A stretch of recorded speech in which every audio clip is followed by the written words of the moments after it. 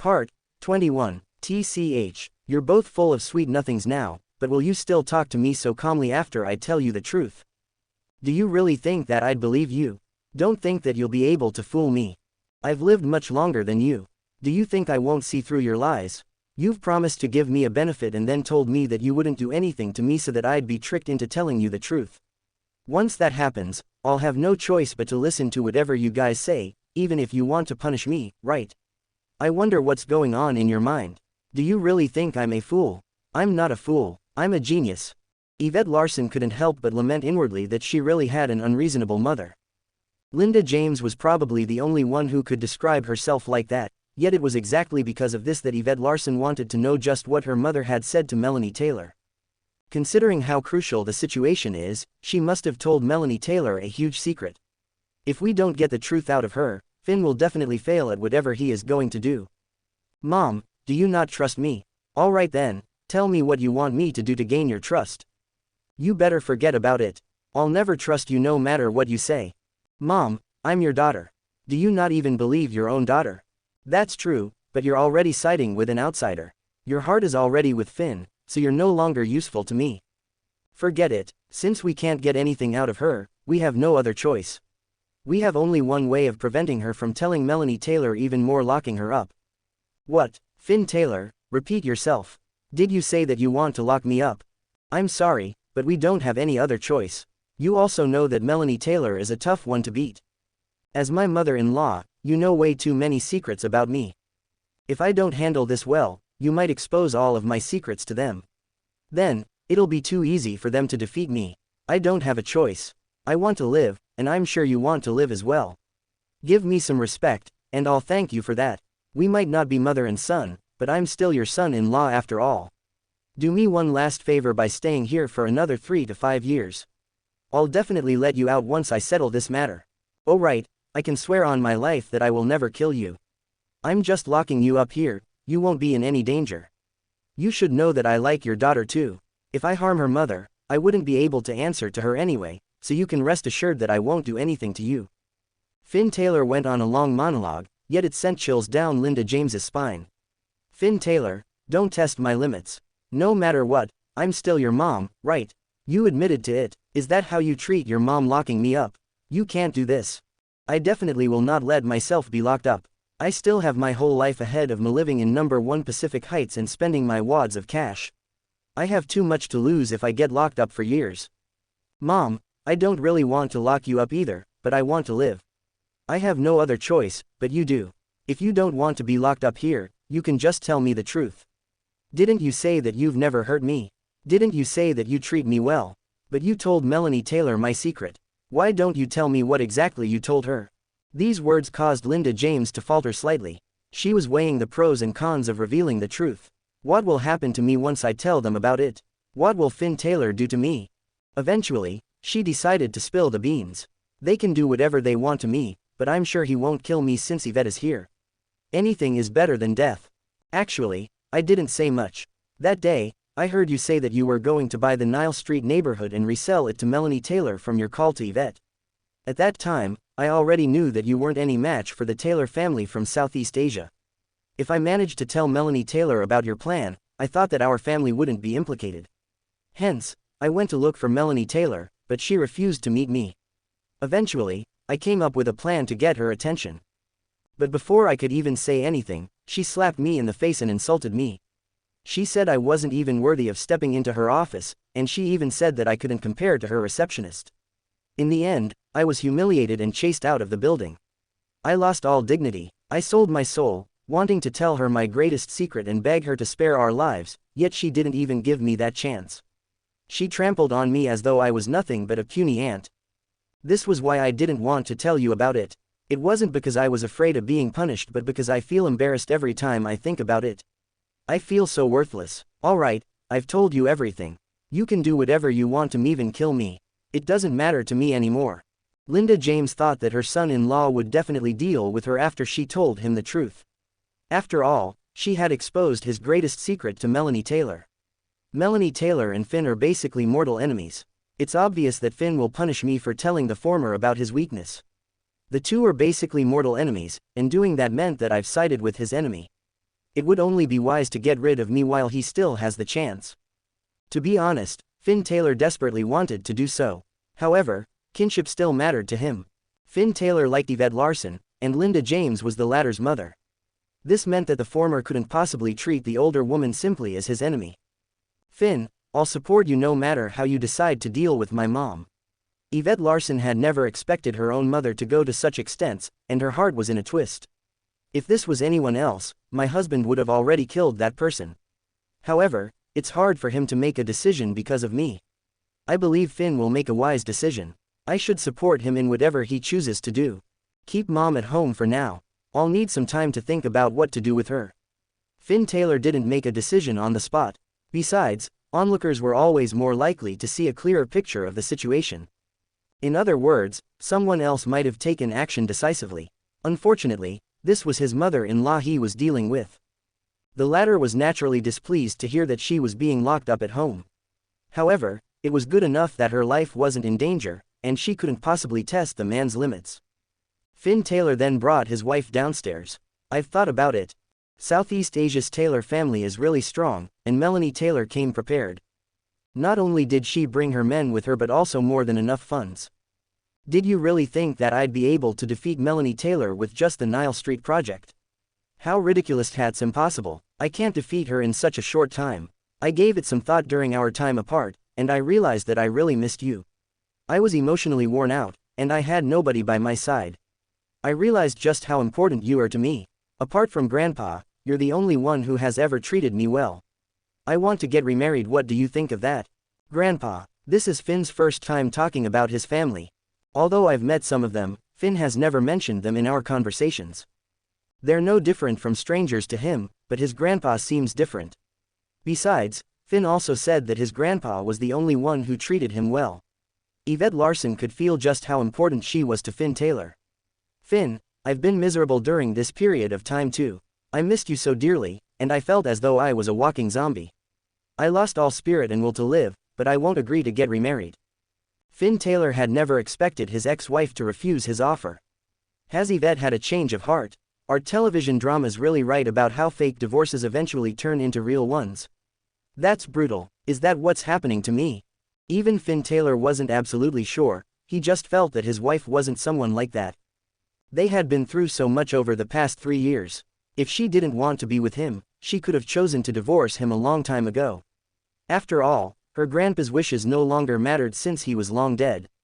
Even Yvette Larson's living relatives couldn't restrain her, much less a deceased one. You don't want to get remarried. What are you thinking? All we did was sign divorce papers, but we never got them finalized. We have a marriage certificate but not a divorce certificate, so we never really got divorced. Now that Yvette Larson had said so, Finn Taylor burst into a foolish smile. Because he hadn't truly intended to get divorced from his wife, he hadn't gone to process the papers. How could I have forgotten about that? Ha ha ha, I nearly forgot about that. We've never really been divorced, so we don't have to get remarried. Come on, let's treat ourselves to a feast today. Finn Taylor then brought his wife to a top-tier restaurant. There, the couple bumped into 2 young women, his ex-neighbors. The latter 2 were here for a meal too, but it was their ex-colleague who had brought them here. Said person wasn't a big shot and was merely a manager with 5 to 6 men under his leadership, but he still had to put on an act and bring them to a fancy restaurant. Yet, they had never expected to meet Finn Taylor there. Hey, why are you here, Mr. Taylor? Aren't you the chairman? Why are you here too? Why are you 2 holding hands? What's going on? Michelle Yeller couldn't help but feel as though she had exposed a huge secret, and shock was plastered all over her face. However, Josie Meyer was fuming as though Finn Taylor owed her money. Yet, she couldn't afford to say a thing because he was holding the hand of her chairman. Since you've already seen it, I won't hide it from you. Do you remember that you've joined Larson Corporation? I was the one who set up the new company that you moved to. I'm that mysterious chairman. Oh, you're the chairman. I thought Ms. Larson was the chairman. Can't you tell? We're holding hands because we're married. Married? Didn't you just get divorced? Oh right, you said that your wife caught you with her best friend. No, do you mean that the wife you were talking about was Ms. Larson? What's going on? You 2 are married. How's that possible? Her friend's expression turned sour too. If he's telling the truth, that means that he's always been our chairman. I remember that we were rather interested in finding out about our chairman some time back. I thought that I would definitely fall for someone like that and that perhaps he would even fall for me. How could the chairman turn out to be someone I look down on the most? I don't even have anything to say about how ridiculous this is.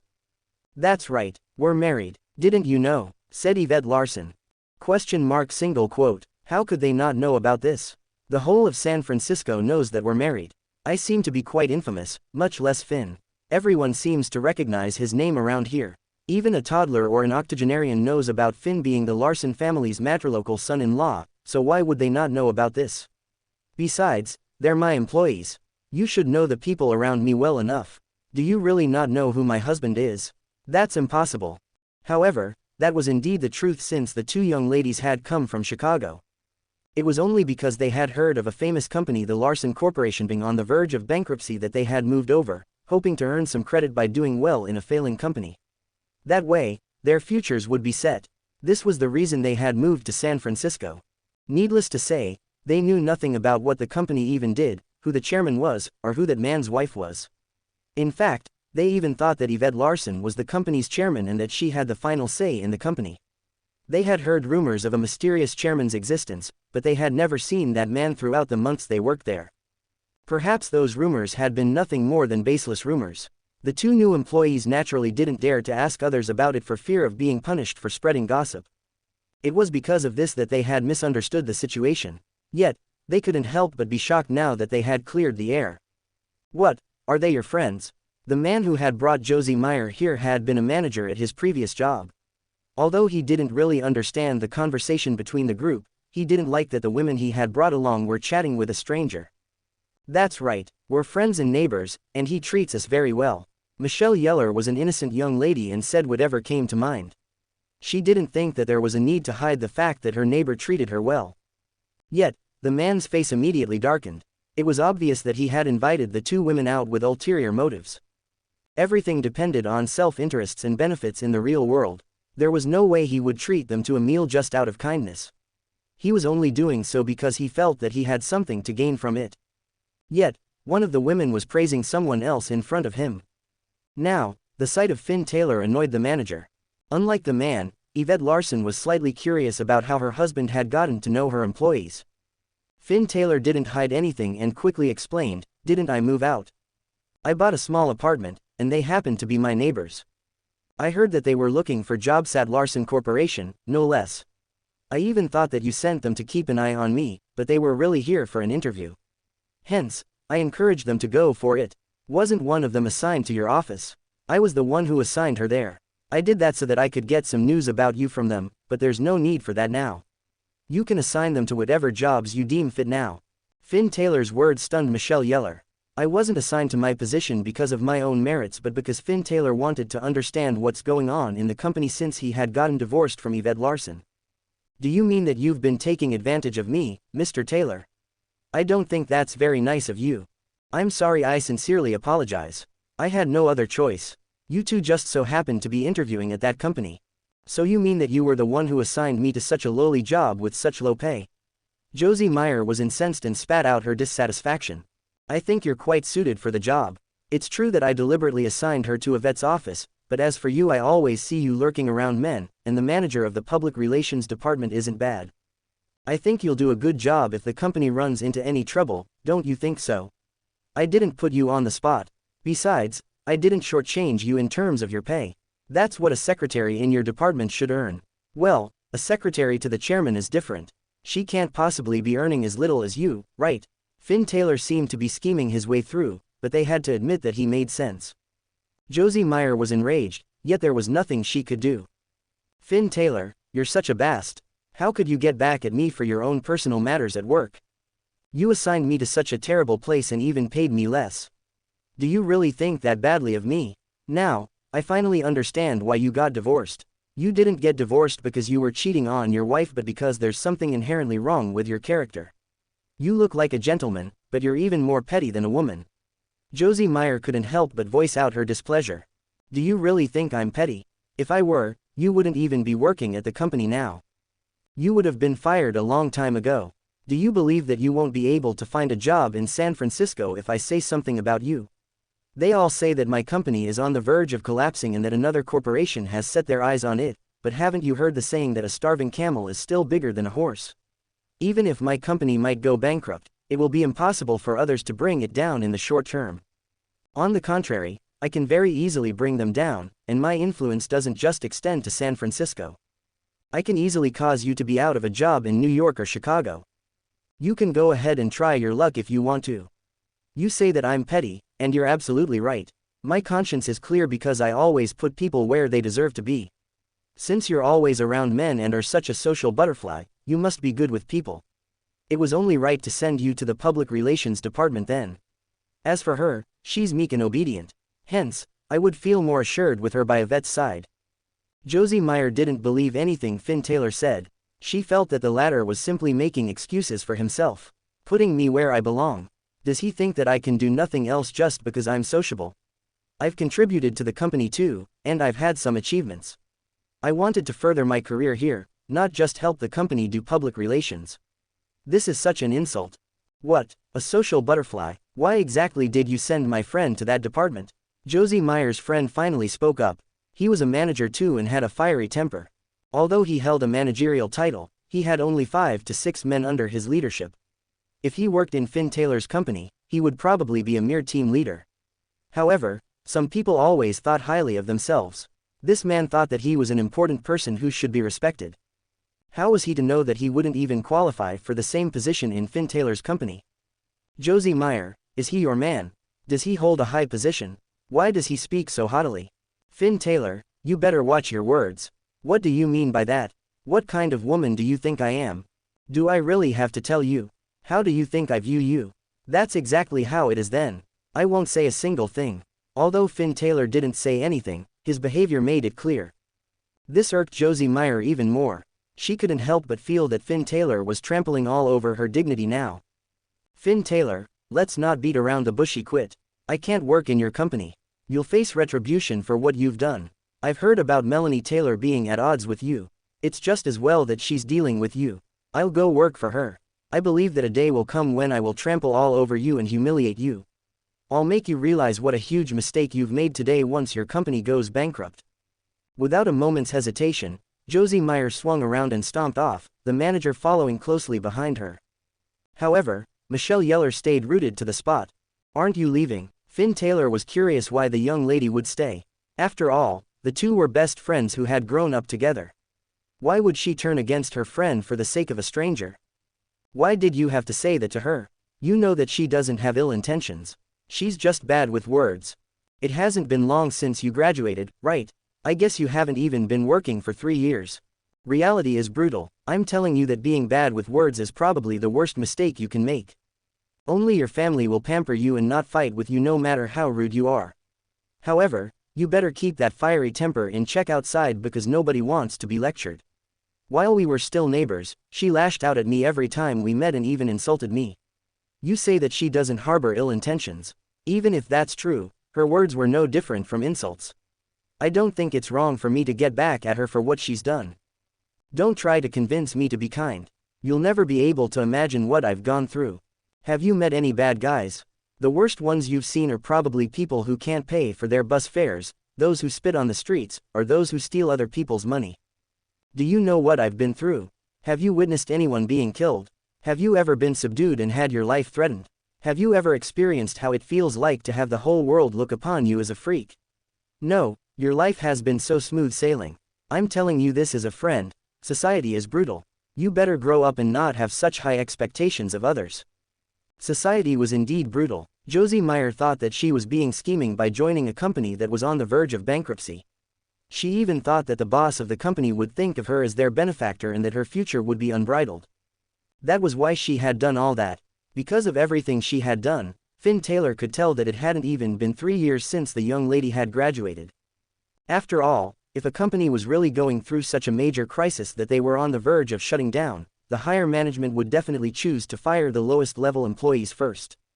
Why? Because it was humiliating. They couldn't afford to chase the more experienced employees away, so it was only natural for the newest employees to be chosen instead. It was obvious that Finn Taylor saw Michelle Yeller as his friend from how he saved her from a kidnapping, and he hoped that the latter would take his advice. I'll be honest with you. If my company really goes under, you'll have no choice but to resign. If I manage to toil through and defeat Melanie Taylor, I'll fire you. That surprised Michelle Yeller. Why, didn't you say that we're friends? If we really manage to get past this crisis, you should give me some credit for helping you. Why would you fire me? It's simple, so don't make such a big fuss over it. It's obviously to cover up the truth so that nobody will talk about it. After I fire you, I'll simply use the excuse that you exposed my secret. It won't matter whether you actually did it since I'm your boss. What you say will never mean anything. Finn Taylor, you're so vicious. I never knew that you were a person like this. I always thought of you as my friend. I thought you were a good man. Who would have thought you'd be someone like this? Michelle Yeller felt a stone weighing down on her heart. I was wrong this time. I've always thought that he was a good man ever since I first met him. He was always ready to offer his help to others, but I never expected him to be so vicious when it concerned his company. I thought I was on good terms with him, but he so heartlessly said that he'd fire me. He even left without sparing me a glance. She now wondered if she would follow in her friend's footsteps and show up for work at Melanie Taylor's company the next day. She would have to spend some time mulling over the matter. Do you know them well? Yvette Larson asked her husband after they left. Are you jealous? But that's normal. I'm sure no woman would want their husbands to have so many other women by their sides. I'm not jealous. I just think that those two girls are quite childish, just like you said. They'll resign on their own accord before long. You're right, I've seen their resumes. It's only been slightly more than a year since they graduated. Someone already told me about their intentions for joining the company when they first joined us. But I don't think there was a need to tell them the truth, they wouldn't understand it anyway. They won't be satisfied with whatever they hear and will only grow to hate you. It seems like you were quite close to that girl. Yes, that's why I was so direct. She's still young, and she should learn just how cruel this society is. I'm doing it for her good. Sometimes, it's in someone's best interest to hurt them instead of protecting them. Finn Taylor made absolute sense. Although it seemed as though he was hurting the young girl on the surface, the truth was that he was protecting her. Now, it was up to Michelle Yeller whether she took his advice. Let's talk about someone else. Who's that? Willow Stone. Do you know her family background? No, but I heard that her parents are farmers. However, I'm sure she was lying to me. I've tried to look into it, but I wasn't able to find out anything about her parents. That's fake. They're from a prominent family in Europe. They're probably among the top 20 families, and their family is even on good terms with the royal family there. Part of the top 20 families in the world. That's far beyond my imagination. I never expected her to be so impressive. Still, we had no choice but to part ways. We're more like enemies now. Why did you suddenly bring her up? Do you want to tell me something? Yes, you're right. I collaborated with her some time ago since we have some common enemies like Quince Larson and Melanie Taylor. Common enemies? I don't think Willow Stone has had any interactions with Quince Larson. It's much more likely that they think of you as their common enemy. I guess it's because she likes you. Yvette Larson didn't beat around the bush. It was an open secret how her ex-best friend liked her husband. However, nobody dared to say anything about it. You don't have to care about that. I'm sure you know about how we pretended to be having an affair. What I want to tell you is about Melanie Taylor. Willow Stone was the one who approached me, saying that she wanted to work together with me to defeat Melanie Taylor. It's not because she has anything against the Taylor family but the power behind Tama family in Europe.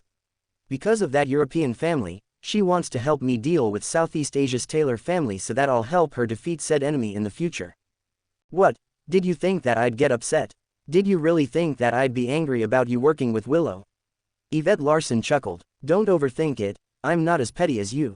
That young girl was your friend, but you took advantage of her. You assigned her to such a lowly position and even gave her such a low salary. Finn Taylor wanted to laugh. He couldn't tell if his wife was putting him down or whether she was angry at him. If she wasn't angry, that would be even stranger. If your husband and best friend met secretly even if it was only for work, shouldn't you get angry as a woman? Wouldn't you get jealous? I'm sure you're lying if you deny it. It's natural to get jealous. Everyone experiences joy, sadness, and anger. But Yvette Larson knew her husband well and knew that he had his own limits. She was certain that he would never cross the line with her ex-best friend. Actually, this isn't what I want to talk to you about. Have you thought about it? Willow Stone only wants to work with me to defeat that family in Europe, not the Taylor family of Southeast Asia. However, I don't even know how powerful that European family is. From what I can tell, Southeast Asia's Taylor family doesn't even mean much to Willow Stone. She can probably easily destroy them as long as she wants to. It's just that she doesn't want to do that just yet. When I talked to her that day, she said that the Taylor family was just an underling of that European family. If she really wanted to deal with them, they would be no match for her. Yet, Melanie Taylor is such a strong opponent for me. If I take the wrong step, I might very well die in her hands. However, someone who has my life in their hands means nothing to Willow Stone. That can only go to show how influential that European family is. I'm starting to regret my decision to work with her, but I can't possibly go back on my word. I'm worried about you. His wife was confused. Me? Yes, I'm worried about you. I never should have agreed to work with her. It's alright if something happens to me, but you've now been implicated as well. What if that family tries to kill us? The Taylor family from Southeast Asia is putting enough things on my plate, and I now have more to deal with. Sigh, I can only blame my incompetence. I met my master a few days ago, and he reminded me how he had tried to train me when I was younger. However, I slacked off and always thought that I could put off my training till the next day. That was how I lost so much precious time. Master told me that finances aren't the only thing I'm lacking at the moment. I'm lacking in my martial arts skills too. Who will I be able to beat up, much less kill? Those people may be influential, but don't you think that they'll be afraid of you if you're able to beat them down with a single punch? If I could do that, the Taylor family of Southeast Asia or even that European family will mean nothing to me. Finn, remember that we're married. We'll stay together for better or for worse, do you understand? I'll repeat myself if you don't. Don't try to bear the burden alone.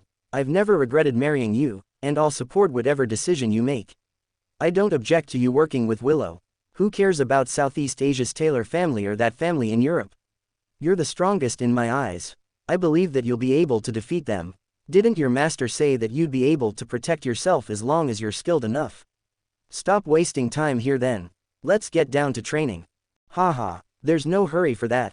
Let's go have something to eat first.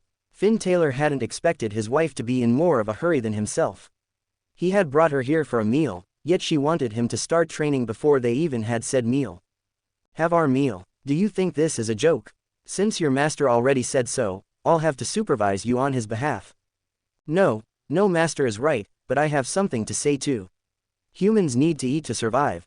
I haven't eaten yet, so how am I supposed to have any strength to train? Come on, a meal won't take us long. I'll trust you one last time. Let's go for a workout after this then. Finn Taylor then brought his wife into a restaurant. He had been here once and had enjoyed his meal. The man then ordered several dishes before turning to his wife and asking what she wanted. Hey, I didn't realize that you like cilantro. I thought you didn't like eating cilantro. I remember that you even scolded me for buying it in the past because I wanted to have some. Don't they say that there are only two kinds of people in this world, those who like cilantro and those who don't? It's obvious that we're split right down into those different camps. But I've changed for your sake, and I eat it now. What, do you feel moved by my love? Of course, I'm very moved that you love me so deeply that you were willing to change your old habits. I'm so lucky. Stop it with your glib tongue and eat your vegetables. However, Yvette Larson understood that her husband was the one who had truly made the most sacrifices in their relationship. While they had gone through the past 3 years together, Finn Taylor had always been the subject of ridicule, not her. The 3 years had been an arduous journey for the couple. Firstly, Linda James had always tested their relationship as though she couldn't wait to see them get divorced. In fact, it didn't just happen while he was at his lowest. Even after Finn Taylor's identity was exposed and everyone learned that he was the young master of the Taylor family, Linda James remained indifferent to that fact. Everything had to go her way, otherwise, she would find all ways to get back at him. Besides, she was also a slacker who wished to enjoy the benefits of hard work without doing anything. This was exactly why she had married her husband in the first place. The Larson family had been quite a prominent family in the past, and Francis Larson was the eldest of the family. Logically speaking, he was the first in line to the family's inheritance and would even become the family head. Yet, how was she to know that her husband was such a good-for-nothing that he never tried to fight for any of the family's assets? Even when his younger brothers took him for a ride, he never once complained about it, saying that it was only right to give in to them since they were family. But Francis Larson never seemed to realize that people changed over time and that his younger brothers were no longer the same young boys they were in the past. This was especially so after their father passed on. They were nothing but relatives in name. Francis James had been tricked over and over again by his brothers, but he had gotten used to it and could only swallow his displeasure. After all, he had been raised to give in to his brothers. However, his wife couldn't stand living a life like that, and that was why she didn't treat her husband well. If not for the fact that they had a daughter, the couple might very well have gotten divorced a long time ago. Yet, their daughter had gotten married to Finn Taylor, who had a similar personality to Francis Larson. All he knew to do was remain silent and take whatever beatings or scoldings he received. Linda James probably thought that she was blind for having allowed someone like this into the family. People always said that a person had 4 chances to turn their lives around. The first was the lottery of birth, one that nobody had a say over. The second was at college admissions, everything depended on how hard one worked. Linda James wasn't a genius, nor did she work hard enough. Hence, this didn't change her life either. The third would be getting married to a rich man, which would set one up for life. As for the fourth, that would be their children's marriage, whether the child was a son or daughter. Of course, it would be better if one's child was a daughter. Then, her family would be able to leech off her and get to live blissful lives too. But it wouldn't matter even if that child was a son. In Linda James's eyes, Finn Taylor had also led a blissful life after marrying into their family. It was just that she hadn't expected Finn Taylor to be hiding so much from her. Linda James had already used 3 of her 4 chances, and all her hopes were now pinned on the last one. Yet, Yvette Larson had gotten married to a good-for-nothing. As such, she had spent the past 3 years trying to tear the couple apart, going so far as to prevent her daughter from getting close to her own husband. Yet, as fate would have it, the couple's relationship only improved. They even fell deeply in love with each other. Just as Linda James lost all hope, she suddenly discovered that her son-in-law wasn't just an ordinary man but a filthy rich one. It seemed like her daughter had gotten married to a wealthy man. Just as she was about to rejoice over that, Finn Taylor got into deep trouble with his family. Not only was he about to go bankrupt, but even his life was in danger. If her son-in-law could be threatened even with all the money he had, it was obvious how much more the Larson family stood to lose. She couldn't just stand still and watch that happen. She had to make her daughter get a divorce, and that was exactly what she did. Even though her daughter had done as she had wished, Linda James had only grown even more paranoid and had even tried to suck up to Melanie Taylor. She had thought that Melanie Taylor would accept her if she exposed Finn Taylor's secret. Perhaps Melanie Taylor would even reward her. Yet, reality was a slap in the face. She couldn't even match up to a dog in front of the wealthy. While Finn Taylor was polite to her, it didn't mean that everyone would do the same. People could only be friends when their self-interests were met. If one of them was rich while the other was poor, it would be impossible for them to be friends. Their paths would never cross, and even if they were to meet, they would be nothing more than strangers. As Linda James was woken up to reality, her son-in-law returned and told her that he was getting remarried to her daughter. Linda James naturally thought the situation incredulous. How could things have turned out this way? I tried all means to get the couple divorced, yet they got back together after everything that had happened. I'm no different from a clown. Are you done eating? Let's go for your training then. Let's go. I'll do just as my wife says. Oh right, can I be trained in martial arts too? At least I'll be able to defend myself in the future and won't always have to rely on you to save me. That will save both of us some worry. Sure, but not the kind that I do. I'll find a chance to get my master to teach you something more suitable for you. Why is this not suitable for me? Are you looking down on me? Well, I'm not looking down on you, but it's really not for you. Have you heard of having a tree placed on you as part of your training? Do you think it'll be alright for you? Yvette Larson had intended on following her husband for his training, but it no longer seemed feasible. His training sounded alright for a man, but she knew that she wasn't cut out for something like this. Finn Taylor arrived in the woods in San Francisco's suburbs with his wife. Looking around her, Yvette Larson blushed. Don't overthink it, I'm here for my training. Yvette Larson knew that her blushing face had exposed her, but that didn't matter. They were a married couple. Even if they didn't do that now, they were bound to do so eventually. Oh, you guys are here too. As the couple walked further into the woods, they spotted several familiar faces: Hillary Stone and Quinn Larson. Finn Taylor didn't hate the mother-son duo as much as Quince Larson, but they didn't share a close relationship either. They were simply working together for their own self-interests. Finn Taylor, I heard that you got a divorce from Yvette. Is that true? Doesn't everyone in the city know that you two are on good terms with each other? Why would you suddenly get divorced? Hillary Stone suddenly asked. I'm not telling you anything. Master Peregrine had no intention of continuing the conversation, and he picked up his wife's hand and walked further into the woods. Don't leave, wait for us. We're family, so why are you so afraid of us that we can't go together? We're not going to eat you up. That was true, but Hilary Stone was brutal. Finn Taylor wanted nothing to do with her. It's your fault that the Larson family is in this state now, Hilary Stone. You married the fourth son of the family but had affairs with the second son and third son. You even ganged up with their families to go against our family. That's why the family is in such a mess. Besides, Master Peregrine still had an unanswered question: how her husband died. It seemed that the family had a violent objection to the mention of his name, as though it was taboo. More importantly, he had never seen a single member of the Larson family commemorate his death anniversary. So why was his death such a taboo? There was definitely something fishy about it. The worst-case scenario, which was also Finn Taylor's first thought, was that the second son and third son of the Larson family had ganged up with Hilary Stone to kill their younger brother because the latter had found out about their affairs. If this was to be exposed, the Larson family would be done for, since they would be implicated in a murder. I don't think we know each other very well. We might be relatives, but we're not that close. There's no need to bring you two along, right? Finn Taylor straightforwardly rejected Hilary Stone. It was not only troublesome but also dangerous to bring them along. Although Yvette Larson seemed like a strong and independent woman, she was too kind and forgiving. On the other hand, Hilary Stone seemed to be a meek and gentle woman, but everyone who knew her understood that she was like a deadly viper. Anyone she targeted would have no chance of surviving. Listen to what you're saying. We're still relatives. It's normal for families to get into tussles sometimes, but we shouldn't hold it against each other.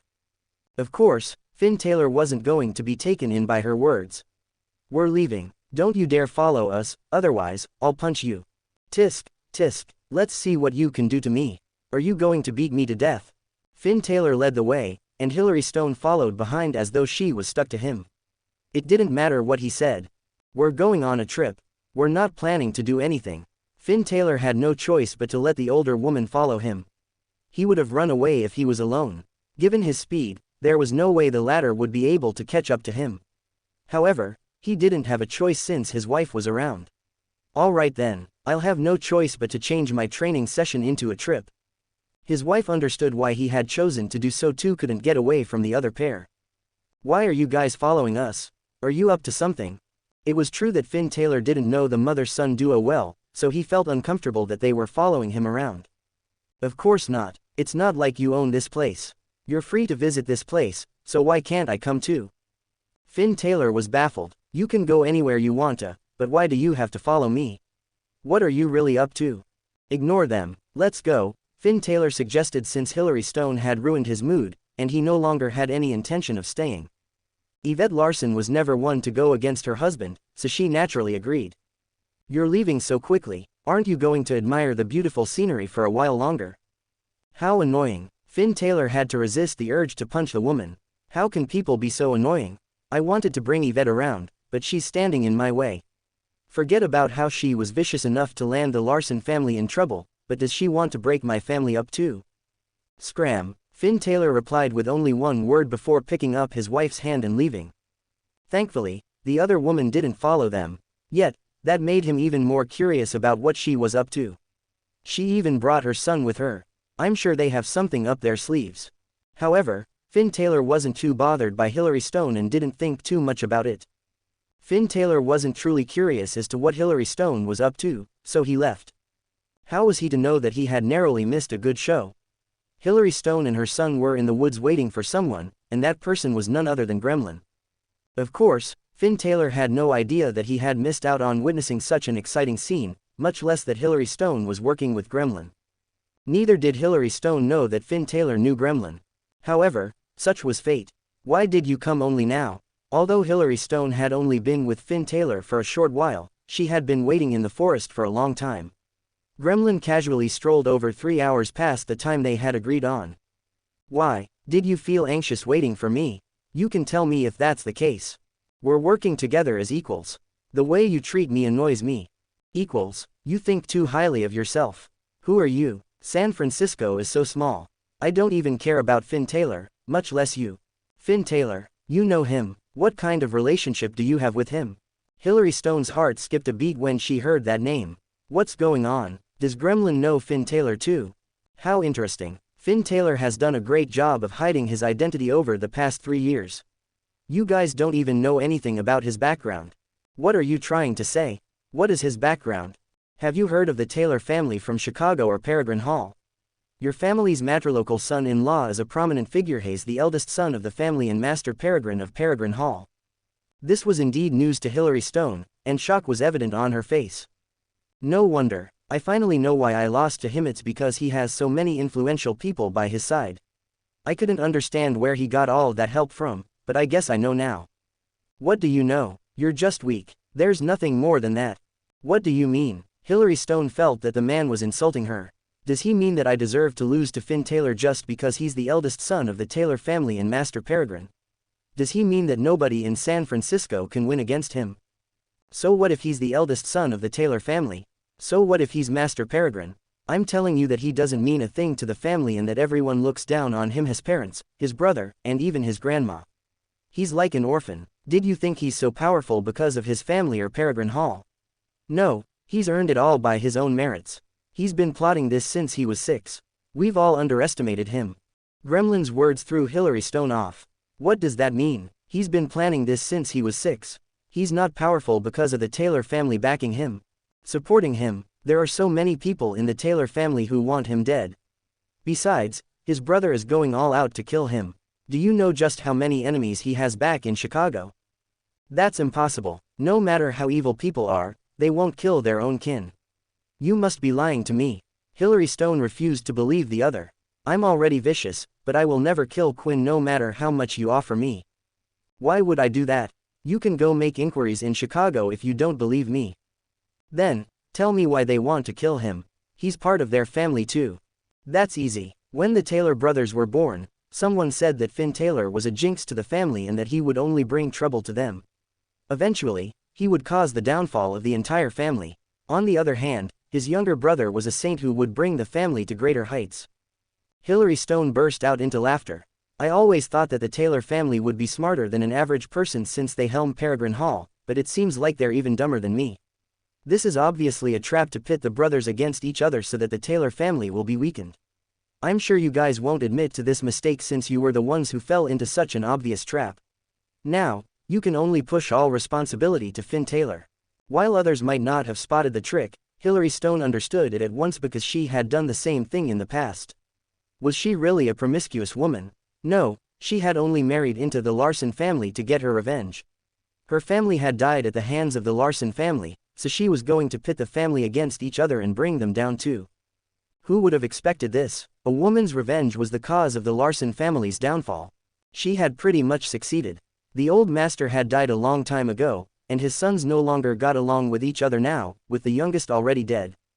But the biggest problem now lay in the family's third generation. Quince Larson was incapable, and so was Eleanor Larson. The latter was basically a fool in Hilary Stone's eyes. Since she had control over her son, the greatest problem lay with Yvette Larson's family. Everyone looked down on Finn Taylor, but not Hilary Stone. That was why he was the first person she had looked for after returning. I never thought that such an average person would have such an extraordinary identity. The whole of San Francisco thought of him as a joke and looked down on him, but not me. When I returned to the Larson family, he was the first person I looked for because I've always thought highly of him. It's easy to determine just how impressive someone is. Just take a look at Finn Taylor. He's been insulted and humiliated for 3 whole years, but has he ever wavered? No, he simply ignores whatever everyone else says. He won't be easily shaken. Do you know how much willpower you need to endure that? Let's not talk about others. Just think about it. If you were embarrassed and scolded or beaten up every day, do you think you'd be able to hold it in until the day you have enough power to get back at your abusers? I know I can't. I don't know how many people in this world would be able to do that, but I'm sure the number is small. How interesting. So he's the eldest son of Chicago's Taylor family and Master Peregrine. I can't believe he hid such a huge secret. Gremlin chuckled. You don't have to be so shocked. He might be powerful, but he has to remain alive for that to be of any use. What use would his power be if he's dead? Haven't I already said that the Taylor family doesn't like him? His father and grandma are both dead, and it seems like his mother has already changed and is now on his side. I'm on his younger brother's side. What I want is for you to join hands with us. Trust me, we'll easily be able to defeat him. Once that happens, I assure you that your future is set. You don't have to tell me about all this. You should already know that we're in the same boat. You're against Finn Taylor while I'm against Yvette Larson. Since they're married, I'll have no choice but to stand on your side. But to be honest, I don't have very high hopes for you because you guys are such failures. If I were in your shoes, I would have dealt with Finn Taylor a long time ago. How could you let an abandoned child become Master Peregrine? You've had plenty of time. What have you guys been doing? Didn't you say that he planned this from the time he was 6? You guys lost to a 6-year-old kid. Gremlin, or are you Sprite? I don't know what your position in the Taylor family or Peregrine Hall is. No matter what, you managed to find me. That can only mean that you must be powerful. Still, it's a fact that you've lost to Finn Taylor. Gremlin nearly exploded in anger. I'm here to offer her a collaboration, not to be scolded. Do you think that I won't dare to kill you? Sure, you can go ahead and try. But before you do that, I have something to show you. Hilary Stone then took out a photo. It was a photo of them with Finn Taylor. It had been taken just moments earlier. Do you see this? I met Finn Taylor here earlier. This means that he knows that I'm here. Don't you think that he would conduct his own investigations if something happens to me? It was purely a coincidence that she had run into Finn Taylor, yet he had inadvertently saved her. What do you mean? Did you tell Finn Taylor that you were meeting me here? Of course not. Do you take me for a fool? I just happened to bump into him here. You should be thankful that he left before you came, otherwise, you'd be dead meat. Dead meat? What a joke. His skills are no match for me. I could kill him if I wanted to. Stop making things up. If you were really capable of killing him, he'd be dead, and you wouldn't need to be working with me. What? I really am capable of killing him. Of course, I know that you're strong enough to do that, but that doesn't mean that you'll dare to kill him. I'm sure that there's someone more powerful behind Finn Taylor. I'm sure you're not even anywhere near close to his level. Do you think I would be easily fooled just because I'm a woman? Gremlin was at a loss for words. He had never expected the woman to be so acute and analyze the situation so accurately. Finn Taylor had Maximus Bruegel backing him, and the latter was the most powerful man in the entire Peregrine Hall. Apart from Finn Taylor's grandpa, whom nobody knew whether he was still alive or dead, nobody had ever managed to beat Maximus Bruegel. He had indeed thought of killing Finn Taylor in the past, but he had been taught a painful lesson. Because it was better to keep some things under wraps, he naturally said nothing about what had happened, and Finn Taylor did the same. Of course, it was in Maximus Bruegel's best interest to keep them confidential too. Yet, that woman had managed to see through everything and learn of the truth. This woman isn't one to be trifled with. Who is she? What kind of grudge does she hold against the Larson family to be going to such an extent? I'm sure you're not an ordinary person either. Which family are you from? My whole family was killed off a long time ago, so don't bother trying to look into my background. I have nothing to hide, and there's no need to suspect me since we have the same goal. You want Finn Taylor dead, and I want Yvette Larson dead. It's as simple as that. How interesting. This is just a family tussle, but you're talking about bringing down an entire family. So you better know not to lie to me anymore. My family background isn't any worse than Finn Taylor's. You're no worse than Finn Taylor. Don't you think you're thinking too highly of yourself? Don't you know what you've done? What do you know about what I've done? Go on then. Why don't you tell me so we can compare who's more vicious? Fine, but I doubt you'll win against him. If you could beat him, the Larson family would already be under your control, not his. Alright, why don't you also tell me about what he's done? When he was 6, he left the Taylor family and found a beggar in Chicago. That beggar was an ordinary man off the streets, but Finn Taylor managed to train him into a skilled professional fighter that eventually became his right-hand man. Then, he looked for a woman who was working as a bar hostess at that time. Under his leadership, she opened a huge company that is now listed. He did that when he was just 6. What were you doing at 6? I bet you were still playing with your toys or crying. 6. I was begging at 6 too. If someone supported me, I wouldn't have landed up in this state. You were begging on the streets at the age of 6. Do you mean that you lost your family before that? Have you never heard of my family? Well, it's been years, but have you really not heard anything about it? I guess not. It's been more than 4 decades. How time flies. I can't believe more than 40 years have passed. I was already on the way to succeeding, but Finn Taylor very unfortunately ruined my plans. On the way to succeeding? Why can't I tell? The Larson family had 4 sons, each of whom was able to inherit the family. I didn't have a chance encounter with the youngest son of the family. I set it up and made him fall for me at first sight so that I could marry into the family. I bet he thought that he had met the right one he would spend his life with. Who would have thought that it was only the beginning of his nightmare? It wasn't just his nightmare, but the entire family's as well. Since they had 4 sons who could inherit the family, I had to get rid of all of them. I was the youngest daughter-in-law of the family, but I also had affairs with the second and third sons. I even deliberately let my husband find out about it so that he would turn against his brothers. And what did that lead to? I could then say that they killed their younger brother. Of course, I would have failed if that was all. I had to drag the eldest son in too. As such, I made a pact with the second son and third son to kill my husband. At the same time, I invited the eldest son over so that he would witness the scene. Can you imagine how he felt as he saw his brothers trying to kill each other? As expected, it drew waves in the Larson family, and I formed an alliance with the second son and third son to go against the eldest son. Sigh, the Larson family has only themselves to blame for their bad luck. There are 2 males and 2 females in the 3rd generation, and as a traditional family, there's no way the 2 females will end up inheriting the family. It's obvious that one of the 2 males will eventually helm the family. I never liked the Larson family, so I'll never let my son helm the family. I announced my son giving up his right to the family's inheritance. This meant that Quince Larson became their only choice. The old master spent so much time and effort to raise Quince Larson, but it's such a pity that he's a useless piece of trash. I even think that he could have killed the old master. How interesting. Someone you spent your whole life cultivating turns around and kills you. Don't you think the Larson family is cursed? Don't you think that I've succeeded based on what's happened? Unfortunately, Finn Taylor showed up. Who would have thought that someone the entire city assumed to be a piece of trash actually has such an impressive family background? But that's alright, I can still drag him down now. Do you know who's more vicious between Finn Taylor and me now? He can hold it in, but so can I. There are some things I'm capable of doing that he isn't. Do you think he'd do what I did? You're like the devil's incarnate. Even I wouldn't be able to do those things, much less Finn Taylor. You're really terrifying, and I'm starting to regret working with you.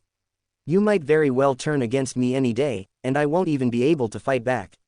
Now, I can't help but wonder why I even got interested in you. Were you the one who let the news out to pique my interest? There's no way I'm going to answer that. You can forget about that. Hillary Stone naturally wasn't going to tell the truth, but Gremlin wasn't going to pursue the matter either. Alright then, how are we going to collaborate? Well, I'm sticking to what I know, strike within the family and make them fight against each other. I was dealing with the entire Larson family in the past, but we're dealing with only Yvette Larson's family now. I guess our breakthrough will come with Linda James. It seems like you have everything planned out. You're really a scary woman. I can't help but fear for Linda James's life. Do you pity her? You can tell her everything then. You might save her life. Haha, do you think I would? You already know what I'd do. You're just using that to provoke me. Since you're not going, you better shut up and not spout nonsense. We're birds of the same feather. Stop trying to put on an act. It's disgusting. Atlas Studios, have you thought about how you're going to deal with Linda James? Are you going to kill her or kidnap her? She's your sister-in-law. Can you really bear to do that? Why are you saying such things to me? We're all criminals anyway. Even when we die and go to hell, nobody will pity us. You make it seem as though you're so righteous and that I'm the only bad person here to be going against my sister-in-law. Aren't you the same? The Taylor family has been so good to you, but aren't you turning against them too? Stop spouting nonsense and telling me about how Finn Taylor is the abandoned child of the Taylor family. The battle is already over, and the victory has already been determined. Finn Taylor has won. He's the head of the Taylor family and Master Peregrine. You should be loyal to him, but you're going against him. You're no saint either. Hillary Stone looked down on Gremlin. He's just like me, so why does he think he can act so high and mighty in front of me?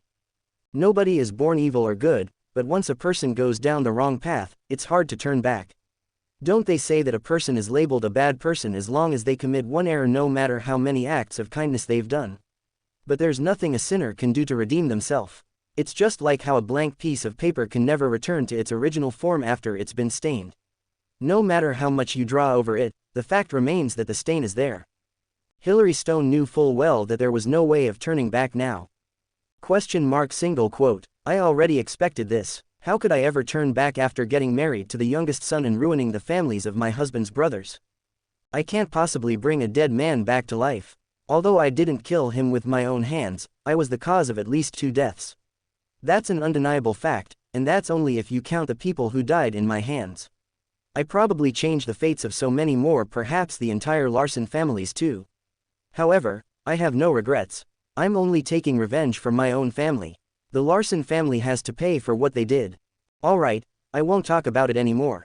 I'm no saint either, but why don't you tell me why you bear such a deep-seated grudge against the Larson family? You said that they killed your family. Tell me more. Do you take pleasure in someone else's pain? I don't want to think about those memories, so why do you keep bringing them up? Didn't you say that I'm a bad man? That's what a bad man does, dig up your most hurtful past. I'm really doubtful of you and whether you're on my side. Do you know how dangerous this is? How can I tell you my deepest secrets if you're not on my side? You're really vicious. Since you know that, why don't you tell me what's going on? Fine. It's been more than 40 years. At that time, the Larson family was still a vassal to the Sanders family. They were still a small and insignificant family, and they escaped from the Sanders family. They were so poor that they couldn't afford to feed themselves. My ancestors had also fled at that time, and the Larson family stole from my family. Famine was common in those days, and even a little bit of food could have saved one's life. Do you know how many people they killed just because they stole those rations from us? 16 people. They all starved to death. Although they couldn't have saved all 16 lives, they killed my ancestors by stealing from us. 16 people. That's quite a lot of people. I would want to take revenge if I were in your shoes too, so I can understand why you hate them so much. However, I wouldn't be so vicious. Of course, I wouldn't let them lead comfortable lives, but I wouldn't sacrifice my own either. You're acting as though you personally went through that experience. You could say that, but I guess that's not exactly true either, since I was only 4. Hence, I don't remember much from that time. We didn't have much rations to begin with, and it was impossible for the entire family to survive. Eventually, they came to a decision to let 2 to 3 people live so as to carry on the family line. As the youngest, I was chosen. Although I was kept fed, I watched my other family members starve to death in front of me. Besides, did you know that we didn't even have enough to feed 3 people? The other 2 eventually gave up what they were assigned for my sake. Although I was only 4, I remember clearly swearing to myself that I would definitely take revenge for my family by breaking the Larson family up. Well, I'm sure we all knew that it was impossible for our whole family to survive on those rations alone. However, they still counted for something. Why did they have to steal from us? When Hillary Stone began, she had been indifferent. But as she went on, tears fell down her face. She had never wanted to revisit these memories, but Gremlin was intent on making her do so. She had no other choice, she needed the latter to trust her. Well said. I think I might even applaud you. To be honest, the Larson family members are such scumbags. Their whole family should die. Finn Taylor isn't any good himself. Don't they say that one is marked by the company one keeps? It's obvious why they're a family. Please don't use idioms on me. You make it sound as though Finn Taylor and Yvette Larson are the good guys while we're the bad guys. Hillary Stone already had tears streaming down her face, but her lips curled up when she heard Gremlin's words. She couldn't help but feel that the man was scolding her. What frightened her even more was that the latter didn't even realize it. I'm not scolding us, I'm just using that phrase on Finn Taylor and Yvette Larson. Don't overthink it. Alright, it's your turn to tell me why you want to kill Finn Taylor. I'm not telling you. You can tell me another of your secrets if you want to know. Are you playing with me? No, did I ever say that I'd tell you my secret? Did you think we were exchanging secrets? So what other secret of mine do you want to know? Is your son part of the Larson family? Earlier, you said that you want the whole family dead, but you're their daughter-in-law and even gave birth to a son for the family. I want to be clear about whether your son is from the Larson family. Alright, I'll tell you, he isn't part of the Larson family. He isn't. Gremlin was stunned. The same went for Quinn Larson. Mom, what did you say? Of course, you're not. Did you think that I'd give birth to a Larson? I want the whole Larson family to die. Don't you think I'd be an idiot to give them a child? Mom, you're really scary. How many men have you gotten into relationships with? Don't look at me with that gaze. I'm your mom, and I have my own reasons for doing everything. Everyone has the right to lecture me except you.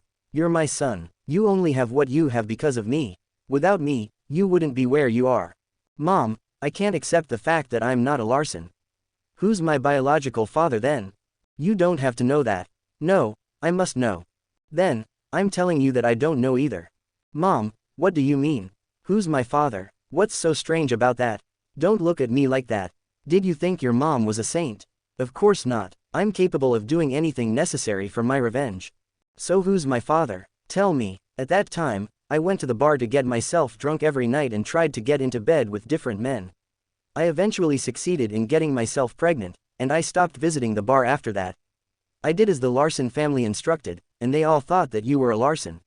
Not a single soul ever suspected that you weren't a Larson. To be honest, I have no idea who your father is since he was just a random man I slept with.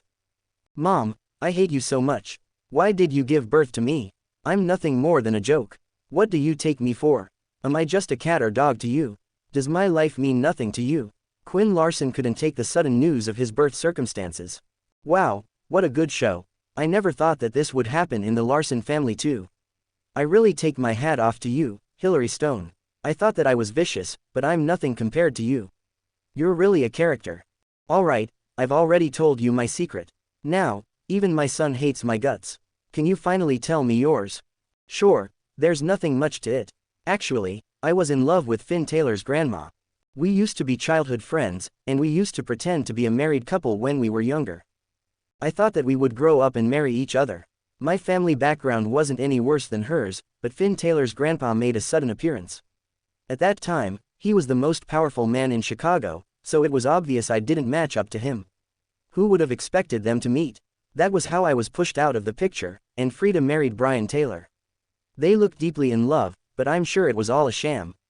Love, they married only for the sake of their families. Finn Taylor's grandma should have married me. I entered Chicago's Taylor family and joined Peregrine Hall to get close to her. I'm sure you know about what happened afterward. Finn Taylor's grandparents gave birth to 2 sons and even had grandchildren. Frida only loved her younger grandson and despised her elder grandson, so I followed suit. Of course, Finn Taylor was that elder grandson. Frida wanted to kill Finn Taylor, so I'm carrying out her wishes. Although she's dead and can no longer see this for herself, I have to do this for her. Otherwise, how can I possibly say that I love her? Talking about Finn Taylor's grandpa, I wonder if he's really dead. Everyone says that he is, but I've never seen his corpse. Neither has anyone ever organized a funeral for him. Isn't it incredulous that nobody held a funeral for the most powerful and influential man in Chicago? Why don't you help me analyze it? Do you think he's still alive? Gremlin thought that an outsider would have a more acute judgment, so he asked Hillary Stone for her opinion. He wanted to know if she thought that Brian Taylor was still alive. Single quote, the Taylor family is on the verge of crumbling, and his favorite grandson might even die in this fight. Yet, he's never shown himself. He must be extremely cold-hearted to do that if he's still alive. However, it's impossible that he died just like that without anyone knowing. Someone must have found his body if he died. Even if nobody did, the Taylor family would definitely get some news of his death given how influential they are in the city. It's illogical that we've not found a body or even heard any news about him. I think he's still alive. He's definitely not dead. Not dead? Why? Why do you think he's still alive? It's just my intuition. What kind of answer is that? I'm asking you how you know that he's not dead. I told you it's intuition. Ask any woman, and she'll tell you that it's her sixth sense. I just think that he's still alive. You can choose to believe me or not. If you don't believe me, then don't ask me about it. Gremlin was stunned into silence. He knew he would never be able to get through to this woman. Forget it, let's talk about how you intend to trap Linda James. Well, that's easy. Her downfall will be her greed. I just have to offer her a chance of getting rich. I'm sure she'll grab the chance and come with me. Leave with you. I think you're overestimating yourself. Don't forget that she has a grudge against you. What kind of grudge does she have against me? I wasn't the one who did those things to their family. It was the Larson brothers. I've left the family for more than a decade. What kind of grudge could she possibly hold against me? Besides, it's always been the elder 3 families fighting for the family's inheritance. When has my family ever stepped in? Never. I've never been after power or money. All I want is revenge. Of course, Hillary Stone's words would fool nobody but herself. Didn't she know best how she was a person? Have you thought about all the fuss you'll cause by kidnapping Linda James? Yes, I know that her daughter will immediately send people to look for her. When that time comes, I'll just tell her that I have her mom. Tell her, are you courting death? Do you want Finn Taylor to kill you? Kill me. If he does, his mother-in-law will be done for. How would he know where I've hidden his mother-in-law then? Do you think he'd dare to kill me? He can kill me if he dares to upset his wife. I don't care. You're really underestimating Finn Taylor. If he really is like what you said, he wouldn't have gotten to where he is today. He even killed his own grandma. Do you think he wouldn't dare to kill you? Don't think that his mother-in-law means a lot to him. Death means nothing to him. What do you mean? It's simple. He won't let you control him, much less because of Linda James. He'll kill you, but he won't kill you with his own hands.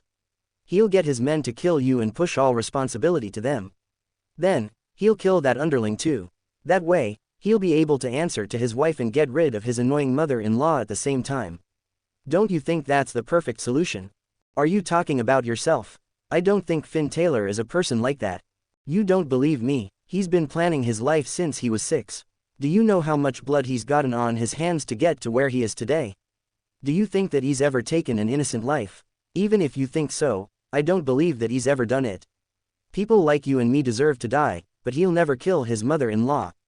You're just a woman. What do you know? A man like Finn Taylor is vicious beyond your imagination to have gotten to where he is. You're the vicious one, not Finn Taylor. Do you think he's like you? I'm vicious. If I was, he'd be dead. No, you said earlier that you can't kill Finn Taylor because he has his master backing him. Bitch, can you stop talking about his master? The mention of him annoys me. I can't stop you from getting angry. Fine, if you really want to do it, I'll support you. Go get his mother-in-law here. Let's see if you succeed. Hold on, let's discuss how we're going to split the spoils. That's easy. Don't you hate the Larson family?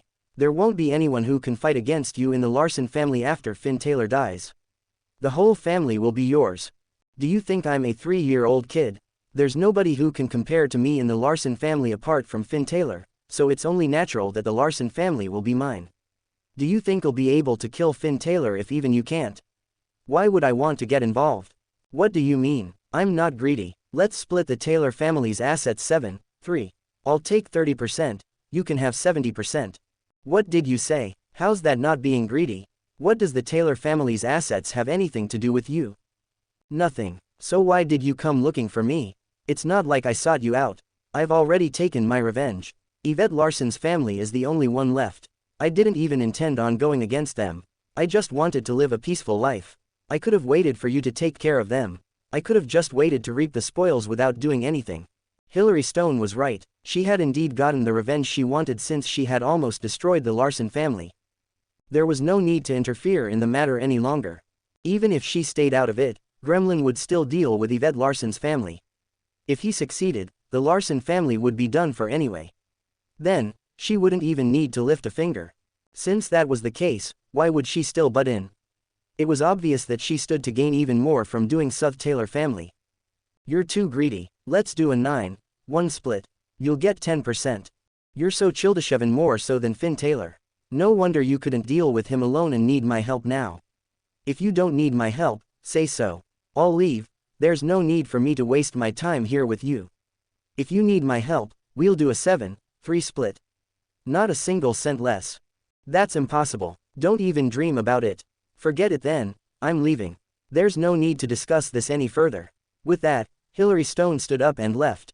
She didn't even hesitate for a moment. Hold on. Fine, 30% it is. You're such a terrifying woman.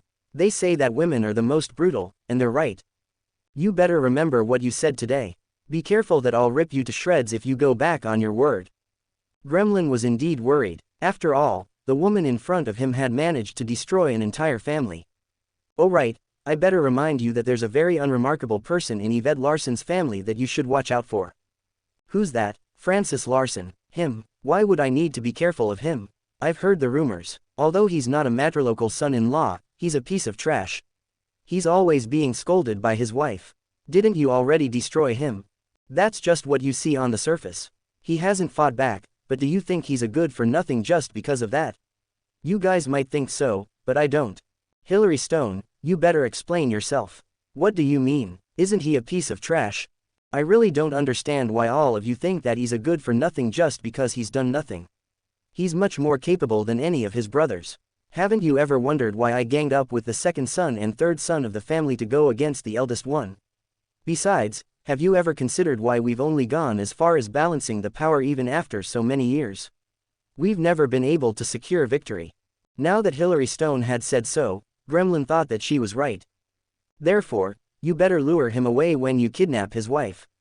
You'll surely fail otherwise. Alright, what should I do then? It's quite simple. His weakness is being over-conservative. I'm sure that he'll rush over to put out a fire if the Larson family's old residence is on fire. Hillary Stone, are you crazy? Are you asking me to set the whole residence on fire? Do you know how many people I'll offend by doing so? Are you getting scared now? I thought that you weren't afraid of anything. Who says I'm afraid? I'm not. I just think that your plan's unfeasible. So you're afraid. Why wouldn't it work out? We're both nuts, and only those who are truly crazy would be able to do what we do, so what's there to fear? What can't we do? You're really scary. The more I talk to you, the more afraid I get. Why did I even decide to look for you? Well, you're welcome to leave. I'm sure you don't need my help and can get rid of that family alone. Why do you need me? Of course, you could also learn from me and wait for me to destroy Yvette Larson's family. Then, you'd achieve your goal too. Wait for you. I might die before that happens. I guess you're still self-aware. Since you know that, you'd better listen to me. We'll put the plan into action tomorrow.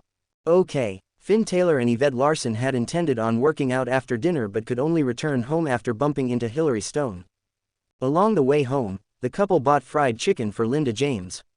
Since she couldn't get out of the house, they would buy her favorite food to appease her at the very least. Of course, Finn Taylor thought that his wife had bought the chicken for herself, not his mother-in-law. He had never known that the latter liked fried chicken. However, Finn Taylor was whipped for his wife and would do as she said. Everything she said was correct in his eyes. Since Yvette says that her mom likes fried chicken, I'll go get it. Who cares if Linda James really likes it? If Yvette said so, it must be true. Yvette Larson liked this about her husband. He had a high EQ and was intelligent. He also knew when to ask the right questions. When the couple returned home and opened the door to Linda James's room, they realized that she wasn't there. Hey, where is she? They then spotted Frances Larson at the door. Dad, don't tell me that you let her out. Frances Larson nodded. That's right, I was the one who let her out. She's your mom. How could you lock her up? You're in no place to do that to her. Dad, I know you love mom, and I know that you mean well, but do you know that you'll hurt her? Do you know how many people are waiting to kidnap her? Hillary Stone, where are you taking me? Are you lying to me? Linda James couldn't help but feel uneasy as she sat in Hillary Stone's car. Linda, why do you doubt me? I'm not like Franklin or Frederick. Have I ever tried to fight with you for power over the years? Linda James gave it some thought. She's right, I have a friend who got into business and needs some help. The pay is quite high, but I told him it doesn't really matter. Think about it, I'm sure you would want someone you can trust to manage your business and be sure that the person will never betray you. I think you're a good choice because you're such a generous person. I told my friend that you'd help him out in exchange for 5% of the company's shares. Will that do? Do you think 5% is too little? Linda, don't think that 5% is a small number. It'll give you a 5-figure sum every month. What, do you mean I'll get at least $10,000 every month? Linda, I'm telling you that the factory is just starting out. It won't be a 5-figure sum in the future. It might very well turn into a 6 or even 7-figure sum. So much, do you not trust me? Right, I trust you. You're not like Franklin or Frederick, they're always trying to gang up against my family. You're different though. I remember that you gave me $500 when I gave birth to Yvette. That was quite a huge sum of money back then. There's no need to mention that. It was just $500, it wasn't much. We are still family after all. Although we always quarrel amongst ourselves, we are still part of the Larson family. Linda James was completely taken in by Hillary Stone's words. Are we heading out of the city? Yes, the factory is outside the city. You know that these industrial businesses always produce wastewater, so they aren't allowed to develop within the city. Right, that's true. I know that they have to be built outside the city. I'm not a fool, I always watch the news. Don't underestimate me. As Hillary Stone brought her sister-in-law out of the city, Gremlin arrived at the Larson family's old residence. The Larson family was a traditional family, and the ancestral shrine was housed within the residence. Gremlin immediately spotted the shrine after pushing the door open and walking in. He was shocked because he hadn't expected the sight. Fuck, Hillary Stone is such a bitch. How could she ask me to burn this place down? I'm going to be haunted by ghosts at night if I do so. The Larson family was traditional, and so was the Taylor family. As such, Gremlin held great respect toward his ancestors. He was naturally terrified upon facing the shrine in front of him. I'll get struck by lightning if I burn this place down. I'd rather just die. No way, I can't listen to Hillary Stone. The most I'll do is set the yard on fire. There's no way I'm going to tempt fate by setting the house on fire. As such, Gremlin set fire to only the yard, which didn't have much apart from some useless and worthless tools. Of course, Finn Taylor had already installed a fire alarm system in the residence, and he was immediately informed of the fire. He quickly made a call to his wife, informing the latter about the situation. Yvette Larson was stumped. Why would there be a sudden fire there? Nobody even lives there anymore. Do you know why the fire started? Someone must be up to something. Hurry up and call Dad, we'll go put out the fire together. It isn't very serious, so don't worry about it. Afraid that his wife would get too anxious, Finn Taylor reassured her. All right, we'll go over soon. Be careful. Yvette Larson then made a call to her father. The Larson family's residence is on fire. Let's go put it out. Yvette Larson didn't waste any time and cut to the chase. Why would that happen all of a sudden? Don't worry too much about it. Let's go over now. Is Finn there? Yes, he's already there trying to put out the fire. Finn says that the situation isn't too serious and that we don't have to be too worried. She conveyed whatever her husband had told her to her father. This was a crucial detail, and details often gave away how sincere a person was. But of course, if one deliberately tried to pick at another's faults, it would be obvious too. For example, if one were to ask someone else to guess what they saw, a normal response would be to reply with the same question. Those who deliberately picked at others' faults, however, would definitely blame the other for not knowing anything. It was obvious that something was wrong if your mind immediately drifted to that instead of simply asking what the person saw. Just as Francis Larson and Yvette Larson were about to arrive at the Larson family's old residence, they each received a text message, "Do you want to save a life or extinguish the fire?" The pair was still trying to figure the message out when Francis Larson's phone rang. He glanced at the number. It looks familiar. I didn't save it, but I'm sure I've seen it before. I can't put my finger on it though. However, it isn't the time to think about it. Francis Larson picked up the call. Who could be calling me at this time?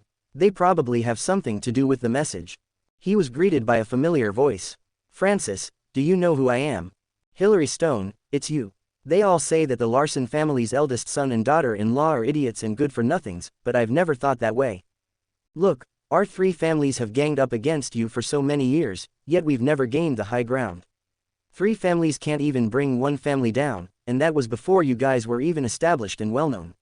What have you really been up to all these years?